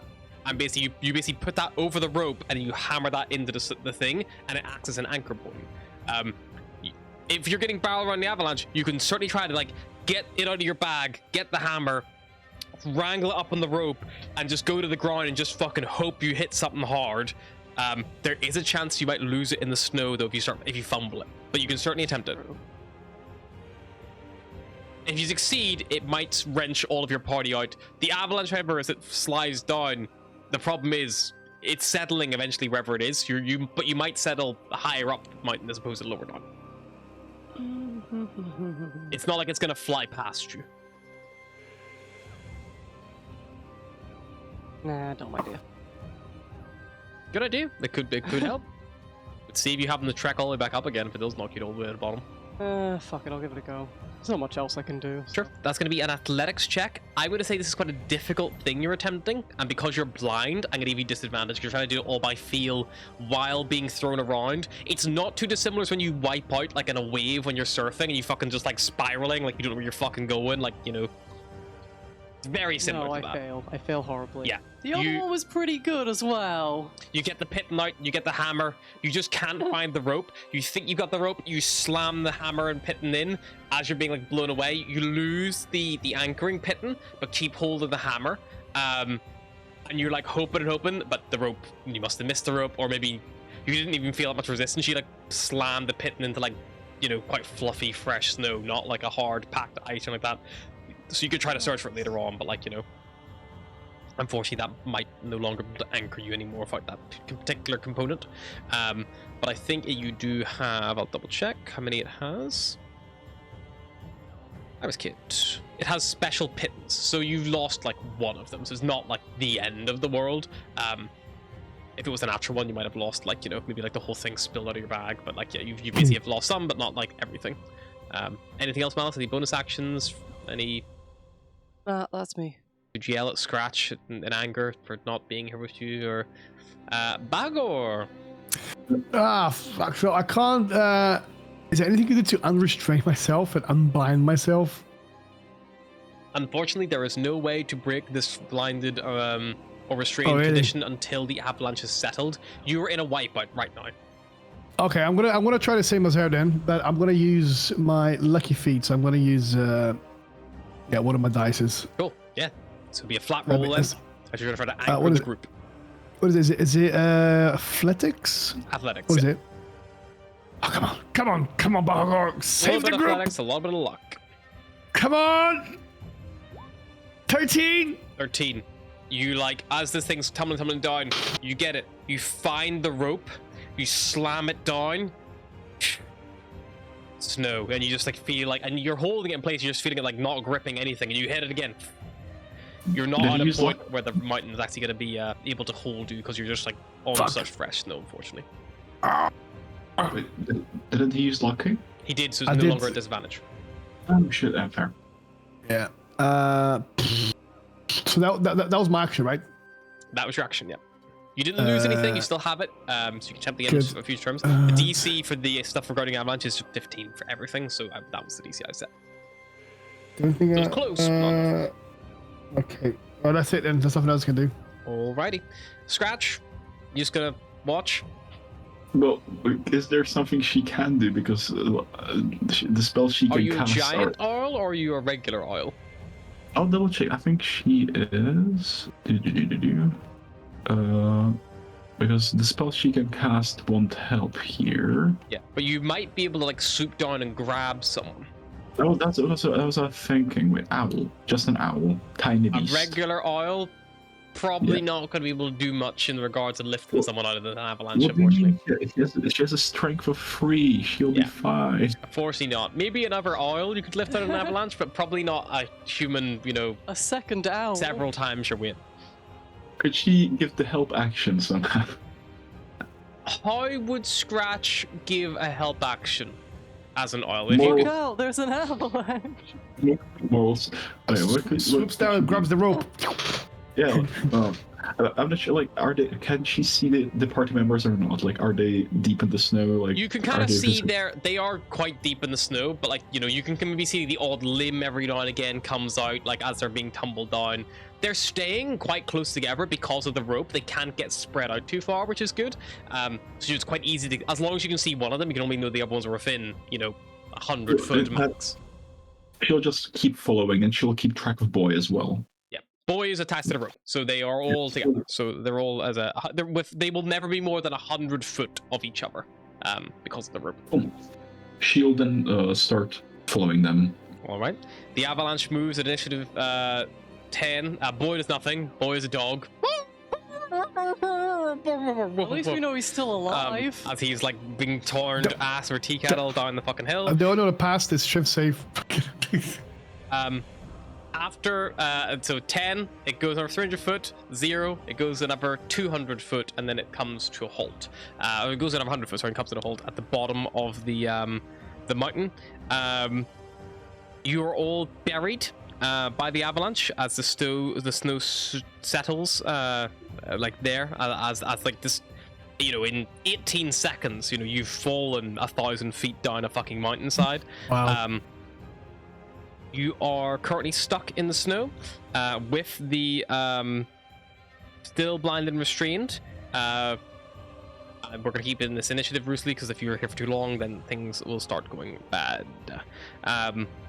You are all also beginning to suffocate. Nice.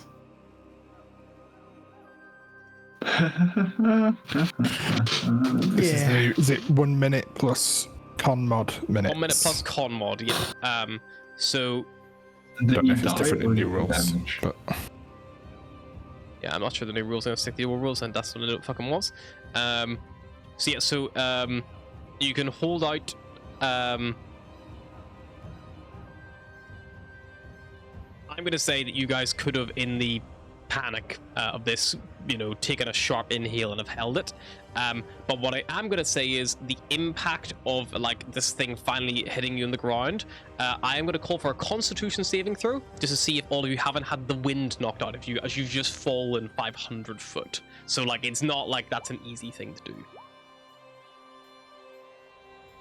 Bodger, you managed to keep your breath. Hagar has no wind left in him. Malice, He farted it all out last night. managed to keep half your breath, so you have half your normal time. Bahagor, unfortunately, all the air has been knocked out of you, and you are like snow has like fallen in front of your face, like you're panicking, and you are effectively like you're effectively choking. You can you have basically up until your con mod to get out of this. or you're going to just black out. Like it's like all the wind's knocked out of you. You're like snow's pressing down your chest. You can't get a breath in. It's like fucking nightmare fuel. So I've got 3 turns to get out. You have 3 turns. Otherwise, you're going to drop to 0 hit points and start dying. Luckily, Scratch knows where you all are. But it's in oil. But maybe you can help. So Bodger, you're the first to act. You manage to keep your breath despite the chaos. I would like to. Can attempt, by the way, to dig yourself free. It is a athletics check to dig yourself out. If that's what you'd like to do, that was what it is. So I'll tell you right now that the snow is settled. You can attempt to break free, but you have to dig out. If you have any other ideas, please do not let that influence you in any way. It's just let you know it is an option in case someone was curious. Cool. My initial thought was try to light up a torch. Would I have any indication from the weather previously in our previous kind of expeditions how difficult or easy or viable that might be with the snow all around if I was to like try and clear a bit of a space with my hands? So as you are right now, like fully buried, you probably wouldn't be able to just like pull a torch out of your backpack and light it. Oh. You also probably didn't have one like at hand because it was dark, so you may have done it, but it probably been snuffed out if that was the case, if you were carrying one. Abandon that then. I will try to I can't really think of anything else. I think instinctively, even though he's pretty weak, Bodger would just try and start digging himself out. First off, by trying to sort of clear snow away from his face. Yeah. Just in case there is an air pocket that I can find. Then make me an athletics check to try to dig it free. You can get advantage from your going with the flow and rolling before. Quick thinking. Oh, fucking hell. Wow. Oh no, I can't even. That's a minus. Yeah, no. Yeah, that's not a natural that's a nat one. That's not a natural one, unfortunately. No, it's a 4 and a 3. Welcome to my rolls. So, Bodger, you like got your con save. You manage to get your arms like up to your chest, but like the snow shifts and like it starts pressing down. You're like, fuck, I can't fucking move my arms, and like you're just trying to like. You're now stuck trying to dig out your chest before you can get your arms up to your face. So like the snow is like fully fucking compact on your face. Like, you know, you can't see shit. You're just trying to do it all by feel. All right, Malice. I ain't moving anywhere. Malice. Do I know where up? That will be part of the athletics check to diggy diggy. I was more thinking I could shoot flames out of my hands, but I don't want to be facing someone when I do that. I will. We think how many orientations. You could roll a d8 to determine what angle you're facing. And see what direction I am. You would have. Yeah, you could spit like. Could you see which direction the rope is facing? The rope that's attaching you to us. You. So you can feel just face away from the rope and hope for the best. Yeah, you could feel the rope. At this point, fucking burn us. Can I try spitting to see if I'm upside down or not? You have to, normally for that to work, you have to dig out a little pocket in front of your face to spit to see. Like, you're blind right now because the snow's fucking, like, on top of you. Okay. But if you want to spend some time digging and then spitting, sure, you can do that. If you want to spend your action to do that, I'll let you succeed in a little dig. I don't want to do that. Okay. Can I not spend an action to just feel the ropes around me and make sure I'm not shooting directly in where the ropes are? Yeah, you can like feel like the ropes are, you know, probably spread out, you know, on your left and right side, because that's where they would be like attached to. And then I will hope that I am upwards.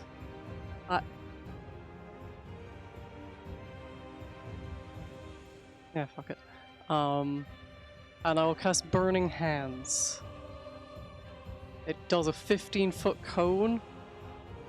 Flammable objects in the cone that aren't worn or carried start burning. Okay. I'm assuming for snow that means it starts melting because snow... Snow's not really flammable though. They make water's not flammable. Oh yeah, flammable object. Can I not do that? You could not do that. You would know that probably wouldn't be as... It's literally like trying to put a lighter in water. It's like... That's not gonna work. Yeah, it's not gonna work. Okay. The Baked Alaska always wins. But I will use my action to cast Fairy Fire. Cool. In the hope that I can make all my companions glow so they'll be easier to find in the snow. Okay. It's only a 20-foot cube, so I'm hoping we're all kind of piled together. So you cast Fairy Fire. Does Fairy Fire go around corners? Or through total cover or anything like that? Probably not, right? I do like the idea, though. You're gonna cast it. You need a. You're gonna cast it I was gonna say, underneath the snow, basically. Yeah. And what it does is it fills this cube with like these glowing little globules of light. I'll say for the purposes of this, you're able to target, because at least you can like put your, because you can't fucking see like a place to target, but you can know the rope was there. I'll let you target the rope.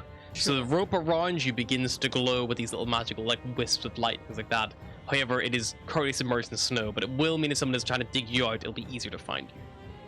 And potentially if someone's close enough to you, then maybe their rope will also be glowing. It's best I got. Okay.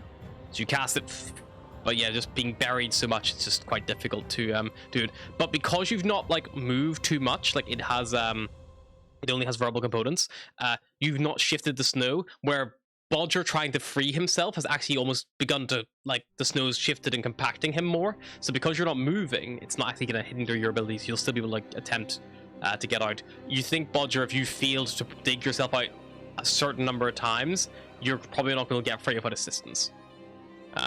Bahagor, you are really struggling.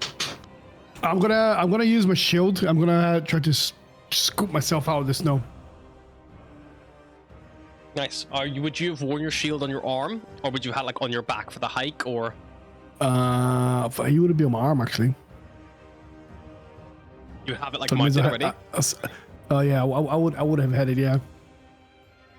If you think you would have had it, then you would have had it. It's up to you to decide. It's more just like for you. If you're going for, you've been, bear in mind, you've been fucking hiking across the fucking tundra.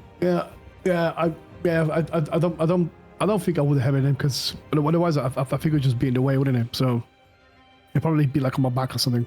Yeah, I mean, you could still like try to get it free, to get your arms up and try to pull it out over your head, and like you're gonna give yourself that little breathing It's pocket. like, Sure, make an athletics check. at least try to You're get a still little bit of restrained air. by all the snow, so yeah, make an athletics check.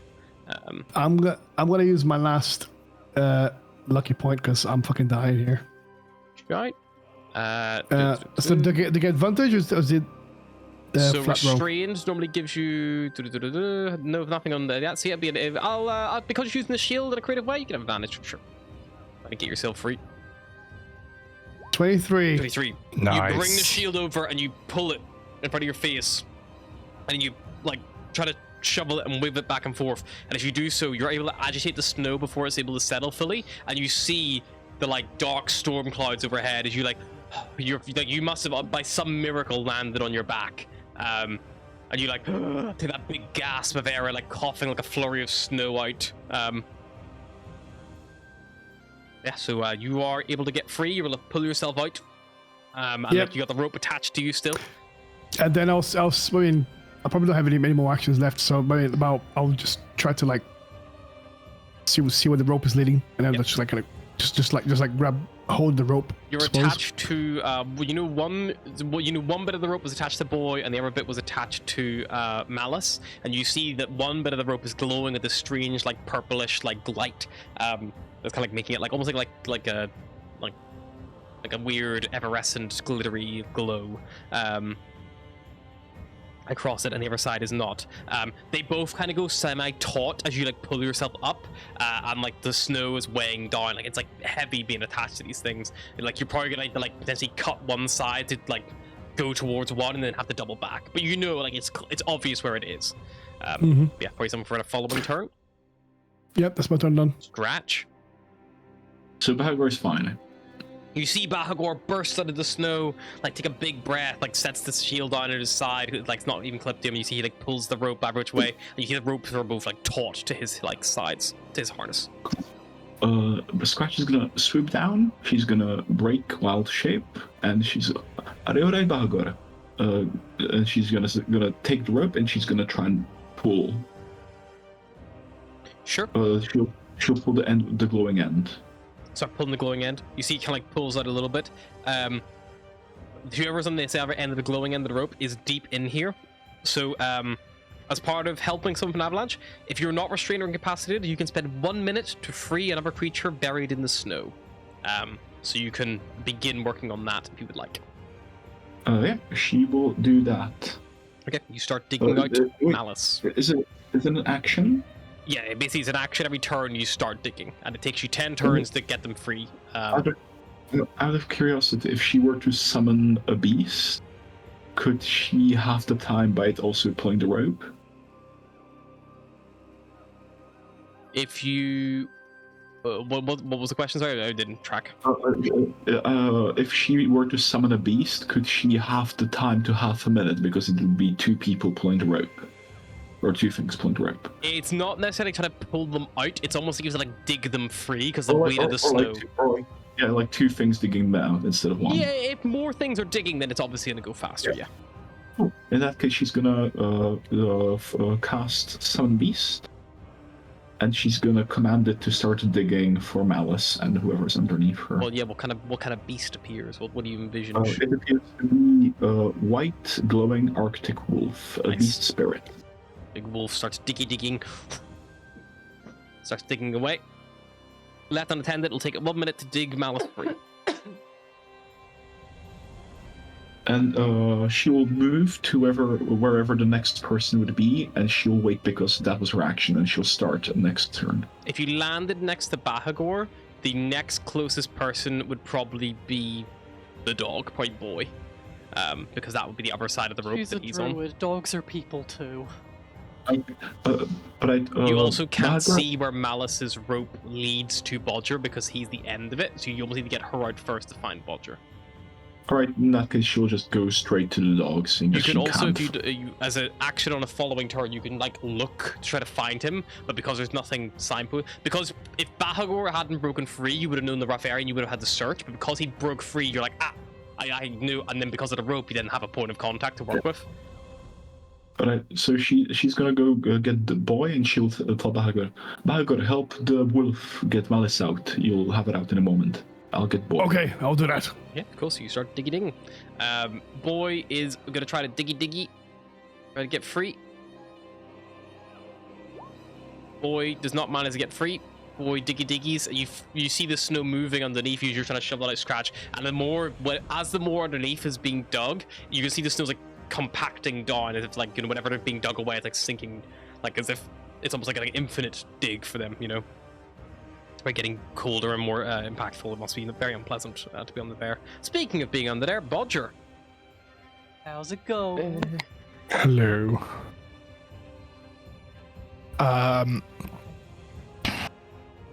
I don't think there's genuinely don't think there's much else that I can do other than just trying to keep digging out. It's only a He's flat got his roll for breath. athletics check. You got loads of breath, So- you have time.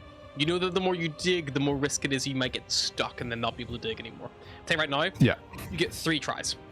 That's what the ruling is. So it's 3 attempts, and then you need help. Bodger, you dig, the snow compacts more. Cool. Righty. He's probably rethinking a lot of things because he's not even getting any room for maneuvering, is he? No, Really? it's getting more. 3 and a 5. The more you, it's like quicksand. The more you move, the more it's like. Say, so if you imagine like you've landed, there might be like a few air pockets, like as you had you get breath in, and like you're holding your breath as like it's going out. You've almost a little air pocket where your chest is like sinking in, but every time you move, that's like falling on your chest more because you're disturbing the snow. It's like that level of like not nice. Malice, you can hear maybe not even, you can like hear the sound like the snow moving again, and like you're aware that someone's maybe near you, that you feel a rope being tugged one way. I'll try and dig myself out. Athletics check. I don't do that. Yeah, you start digging, but yeah, unfortunately you don't manage to break the surface. You must be My quite rolls deep are down. pure shit tonight.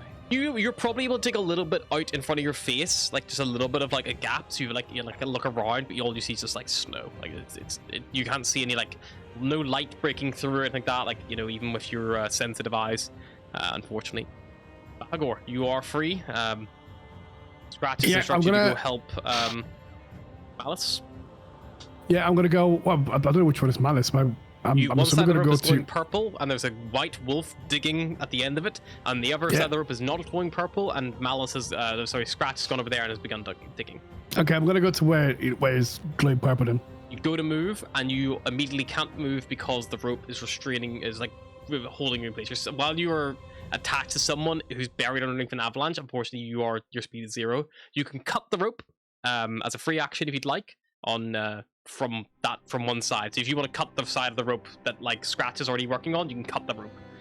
Yeah, I'm gonna do that. I'm gonna get my sword, my ice sword. Gonna cut the rope. I'm gonna go help Malice.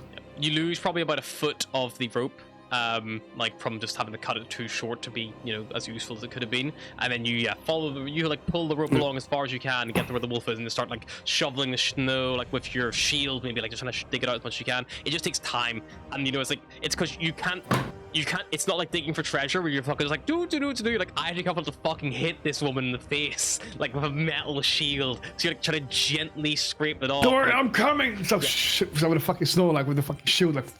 Yeah, but the worry would be that you could potentially injure them as well. So you have to you have to be a little more careful. Whereas if you're on your own, just like digging, it doesn't really matter because you're not going to hit anyone like from what you're doing. But you are making headway. Scratch, I assume you're just going to continue digging, making headway. Okay, so Scratch keep digging, making headway, as is that. Bodger, final try. Free yourself. I think he's going to try and take a moment to compose himself. Yeah. Because he knows he's got breath, but he knows that he's not getting anywhere with this. So he will probably take a turn and... Would he pray? He'd certainly try and kind of just do something to calm himself. Maybe thinking of early life, thinking of the people that have guided him along the way. A bit like life flashing before his eyes, just a little bit slower. Cool. So yeah, he'll probably take a turn just to gather himself. Okay. Do you think he would pray? He would pray. Yeah. Not expecting anything from it, but sailors are superstitious, and that's basically all religion is. Roll me a d20, please. Oh, cool. Do you have a god? Yes. It is. I like to imagine Bodger's like the guy in the Mummy who has like all the like holy symbols, like the cross. Pray Like, to anyone who might listen. I think so, but also that's kind of I imagine that being a halfling thing as well, in because a they've got a world whole of multiple pantheon. gods, why wouldn't you? Yeah, Fucking Exactly. get your bets. Because there's one of them that is Sheila something. I've got an anti-Sheila, so that was the one that stuck out. And that's the god of weather, which would be very appropriate for him as a sailor. I also used So- to have an anti-Sheila. Sheila Periroyal, Take your word for it. the Green Sister of the Watchful Mother. I believe. is the one. Hannah already knows more about Bodger's deity than Bodger does. Nice. That's what you get for being the god. Yeah. Yeah, you start praying. 13. As you reach out and you think of, you kind of imagine like this, and the symbol of Sheila Peril, it's like this daisy in full bloom. It almost is like a, all the icons and stuff you remember as a kid, like it has it's like almost like how Jesus always is depicted with the golden sun behind their head. The deity is the same. It's depicted with like golden sun behind their head, at all times. And you like think of this individual, and you try to reach out, praying for help, praying for whatever it may be, and you feel maybe it's just like the panic setting in, or the fact you can't see, or whatever it is, but you feel like something reaching out to you. Oof. You Cool. kind of like almost can see like that like long slender stalk.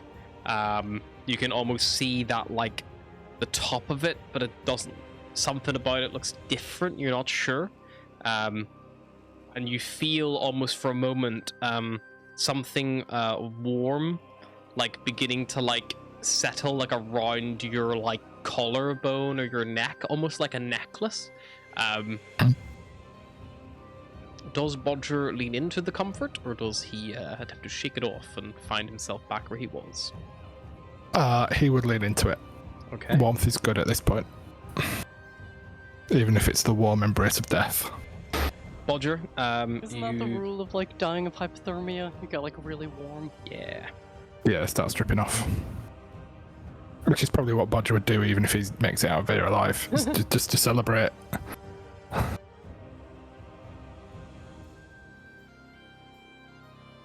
Bodger, you feel this connection tied to you, and you know that if you accept this, you are effectively being offered a second chance at life in exchange for your absolute devotion.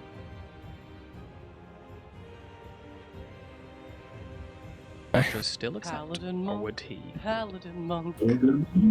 Paladin monk is next. Ow.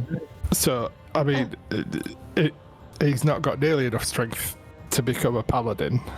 Shit, paladin monk. Paladin. Wow. So give me 3 ASIs and I'll be able to get there.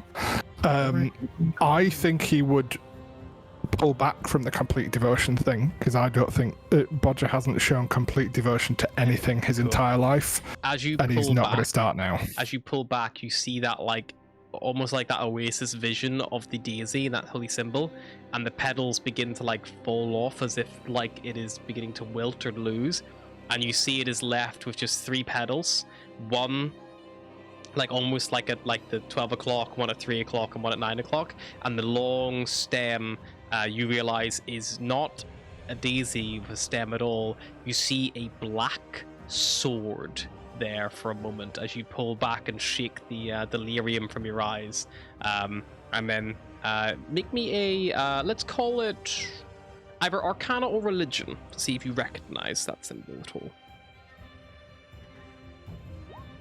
Nat 20. Oh, nice.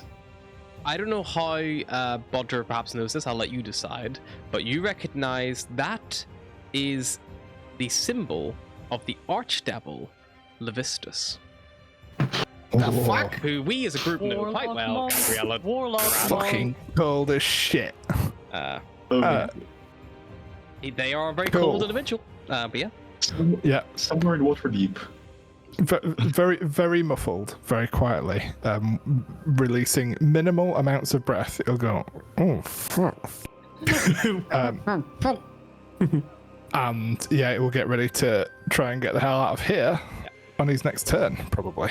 You also realize that delirium, as you kind of shake yourself out of it, you look up and you see it's wet. It's actually the little. You've managed to carve a little bit of space for your face, and it's actually pressed into the snow. It's like a solid thing. That's real. That is a real item that you can see, or maybe you are just losing it. But it looks real. It doesn't look like you're you maybe you blink your eyes and stuff, and it's still there.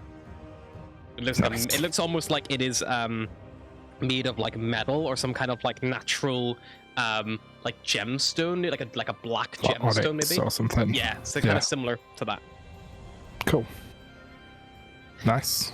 Alrighty, Might investigate that if I survive. maybe. Malice, are you gonna diggy diggy? Diggy diggy. Diggy diggy. I'm on Malice. You do not diggy diggy. Well, I diggy diggy. I just don't diggy I'll diggy keep- myself out. I'll keep on trying to help Malice out. Yep, as I Good assume team. Scratch. I'm gonna assume you guys just keep helping. Boy also can't diggy diggy himself out. Bodger, back to you. You have one more attempt to dig yourself free, or otherwise you're gonna just have to hope your friends can get to you before your time's up. Diggy diggy. 16. 16 is enough. You reach Nice. up. Do you grab for the item, or do you just shove it aside and lose it in the snow? He grabs it. He's Grab far it, too curious to And not. you Trinket. pull yourself free and surface up, and as you look over, you see a little bit further away, maybe about 20 foot from you.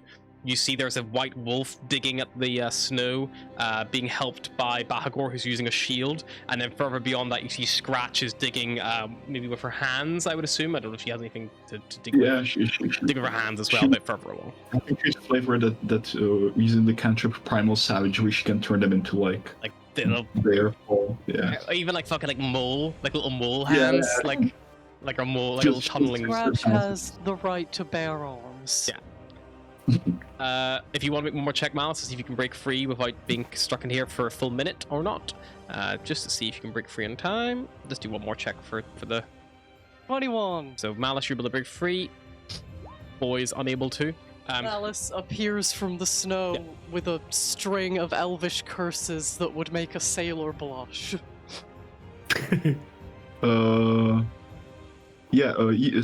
Scratch turns around to because she can speak Elvish, so she'll turn to Malice, and she'll speak to her in rather broken Elvish, and she'll say like, Rude. "I can understand like only half of that. What the fuck?" A lot of it's a pretty ancient gutter language. Okay, I don't think I like the snow anymore. After about another 50 seconds or so of digging, you do manage to free Boy, who shakes off the snow and wags her tail. Like, that was scary but fun. Is anyone badly hurt? No, I'm Nope. perfectly fine. I'm gonna cast False Laugh again myself. Just regenerate a bit of my health.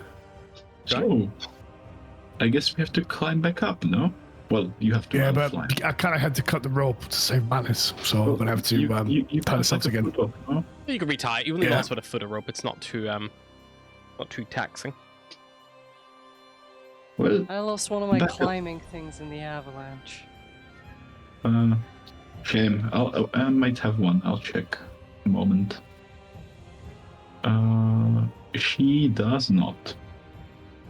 Let's make sure we get this very tight on the rocks. You know, all this pythons or pitons, whatever they're called. Yeah, but I would Move on. recommend that we start heading up before it gets too dark, so that we are at least back on the mountain trail. You're able to head back kind of like halfway. You don't have to cut all the way back to the base camp because you land this like rocky outcropping. You make your way back around the rock where the goats were. However, the goats have scarpers since the avalanche. Crossing the wide open area once more, you were able to skirt past any loose snow that was left behind. Luckily, with the snow Rock dislodged foliage, already, there doesn't seem any risk of it collapsing again. And Scratch will also get wild shape as soon as the terrain becomes too difficult, so she'll be an owl again. And after a little bit further, you eventually reach a steep, snow-covered incline, dotted with jagged rocks. Lying face down in the snow, barely conscious, is a humanoid in blood-stained, cold-weather clothing. Boy pulls you straight to them and begins licking at their back of their head. You see them just like grumbling, like shifts a little bit, like a little in the. Is alive, but is definitely Can I not. get in there and make a medicine check to work out how fucked up they are? Sure. Oh sure, now I'm getting above a 15 every fucking time. I'll give him 19. I'll give him my healing potion as well. I'll fit in my healing potion. Nice. So Malice with a 19. This individual is on. You would know they are in a critical condition. They have 3 points of exhaustion currently, and they are suffering from pretty bad just exposure to the cold, extreme cold. Luckily, their cold weather clothing has kind of held up, but they clearly have been here for some time. It looks like they've broken their leg. Quite badly whenever they fell, you assume, based on their current position, and maybe have been blacking out from pain. Bagor, you pour the potion, and the initial you help force it down their throat, and you see this individual is a rugged, bearded human man in his prime. He has a sword and a bow. He has a climber's kit like you all do. But he doesn't have anything else. For someone who'd be out here in the wilderness, you'd expect him to have a lot more, like a backpack at the very least. He doesn't even have a backpack on him. And yeah, He said he's got he said he's got bloody clothes, right? He's got blood on his clothes. yes. Does anyone can see if what kind of injury caused the blood? Is So it a looks weapon like injury? his right leg has had an impacted fracture. So the bone has come out and has been quite Combat bloodied. He probably fell a fair bit of the way. Oh. Yeah. He also has as you kind of like roll him over, his chest has got this big series of gashes across it, like big slashes. Not too dissimilar to you expect like a wolf's claws maybe or something, maybe something a bit bigger, like a bear. Have, That's like a slashed werewolf. him up. He also has a bit of like bruising to his face and like his eye, like eyebrows were all swollen, like he's a big black eye. He's fucked up. Pretty fucked up looking, yeah. And I see like you give the healing potion, he stirs a little bit. If you want to roll 2d4 plus 2, just to see how many hit points he gets back. I'll do that. 2d4. Also, 2. I will also cast Cure Wounds. on 7 him. plus whatever it is. 9 hit points back. You want to cast Cure Wounds as well? Yep. Or 14 healing. That is enough to get him back up. You hear the agonizing crunch and snap of an impacted fracture being wrenched back into place by magic, accompanied with the yelp of pain you would accompany that with, as Garrett is basically pushed nearly back to full hit points. And he's like, fuck, okay, hello. Oh, hello, boy. Hey, you came and got me. Good. Oh. And he like looks up and looks at you all and goes like, oh, you're not who I was expecting. well, Sorry, I Well, thought Leave my if group you'd might have like. come back for me. No, this is good. He like pulls himself up, sits himself up against the rocks a bit. Oh, okay. Oh, a little thank you would go a long way. Oh no, I am very thankful. I would give you my thanks in my personal belongings. However, I literally have only got the clothes on my back. But yes, thank you. Where's the rest of your group? We got attacked by Yeti. I don't know how long ago it would have been. I was blacking out. I tried to lure it away down the hill. It surprised us all up the higher of the mountain. I got it to chase me down, but it hit me pretty bad, and I fell.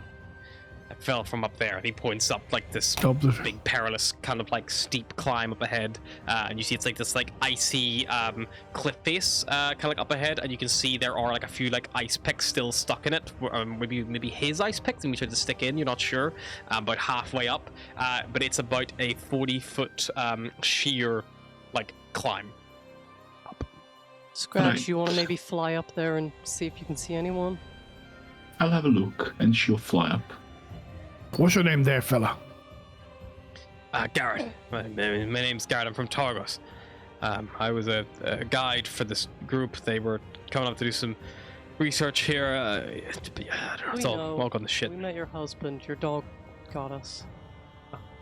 He's a good boy, and he like scratches behind his ears, and you see the boys like tail, like fucking full-blown wagon. As you fly up, Scratch, try to get a better look around and see what's going on. What Scratch doesn't see, and what the rest of our party don't see, is 2 white, large, big cat-like individuals, tails curled up and whisking back and forth in a playful manner as they pounce on the unsuspecting party on the ground. And as the crag cats descend on the group with the injured man on the floor, that is where we're going to stop for today. And we will pick that up next time. Thank you. Yeah. Fucking hell. Guys. Farewell. Crag cat.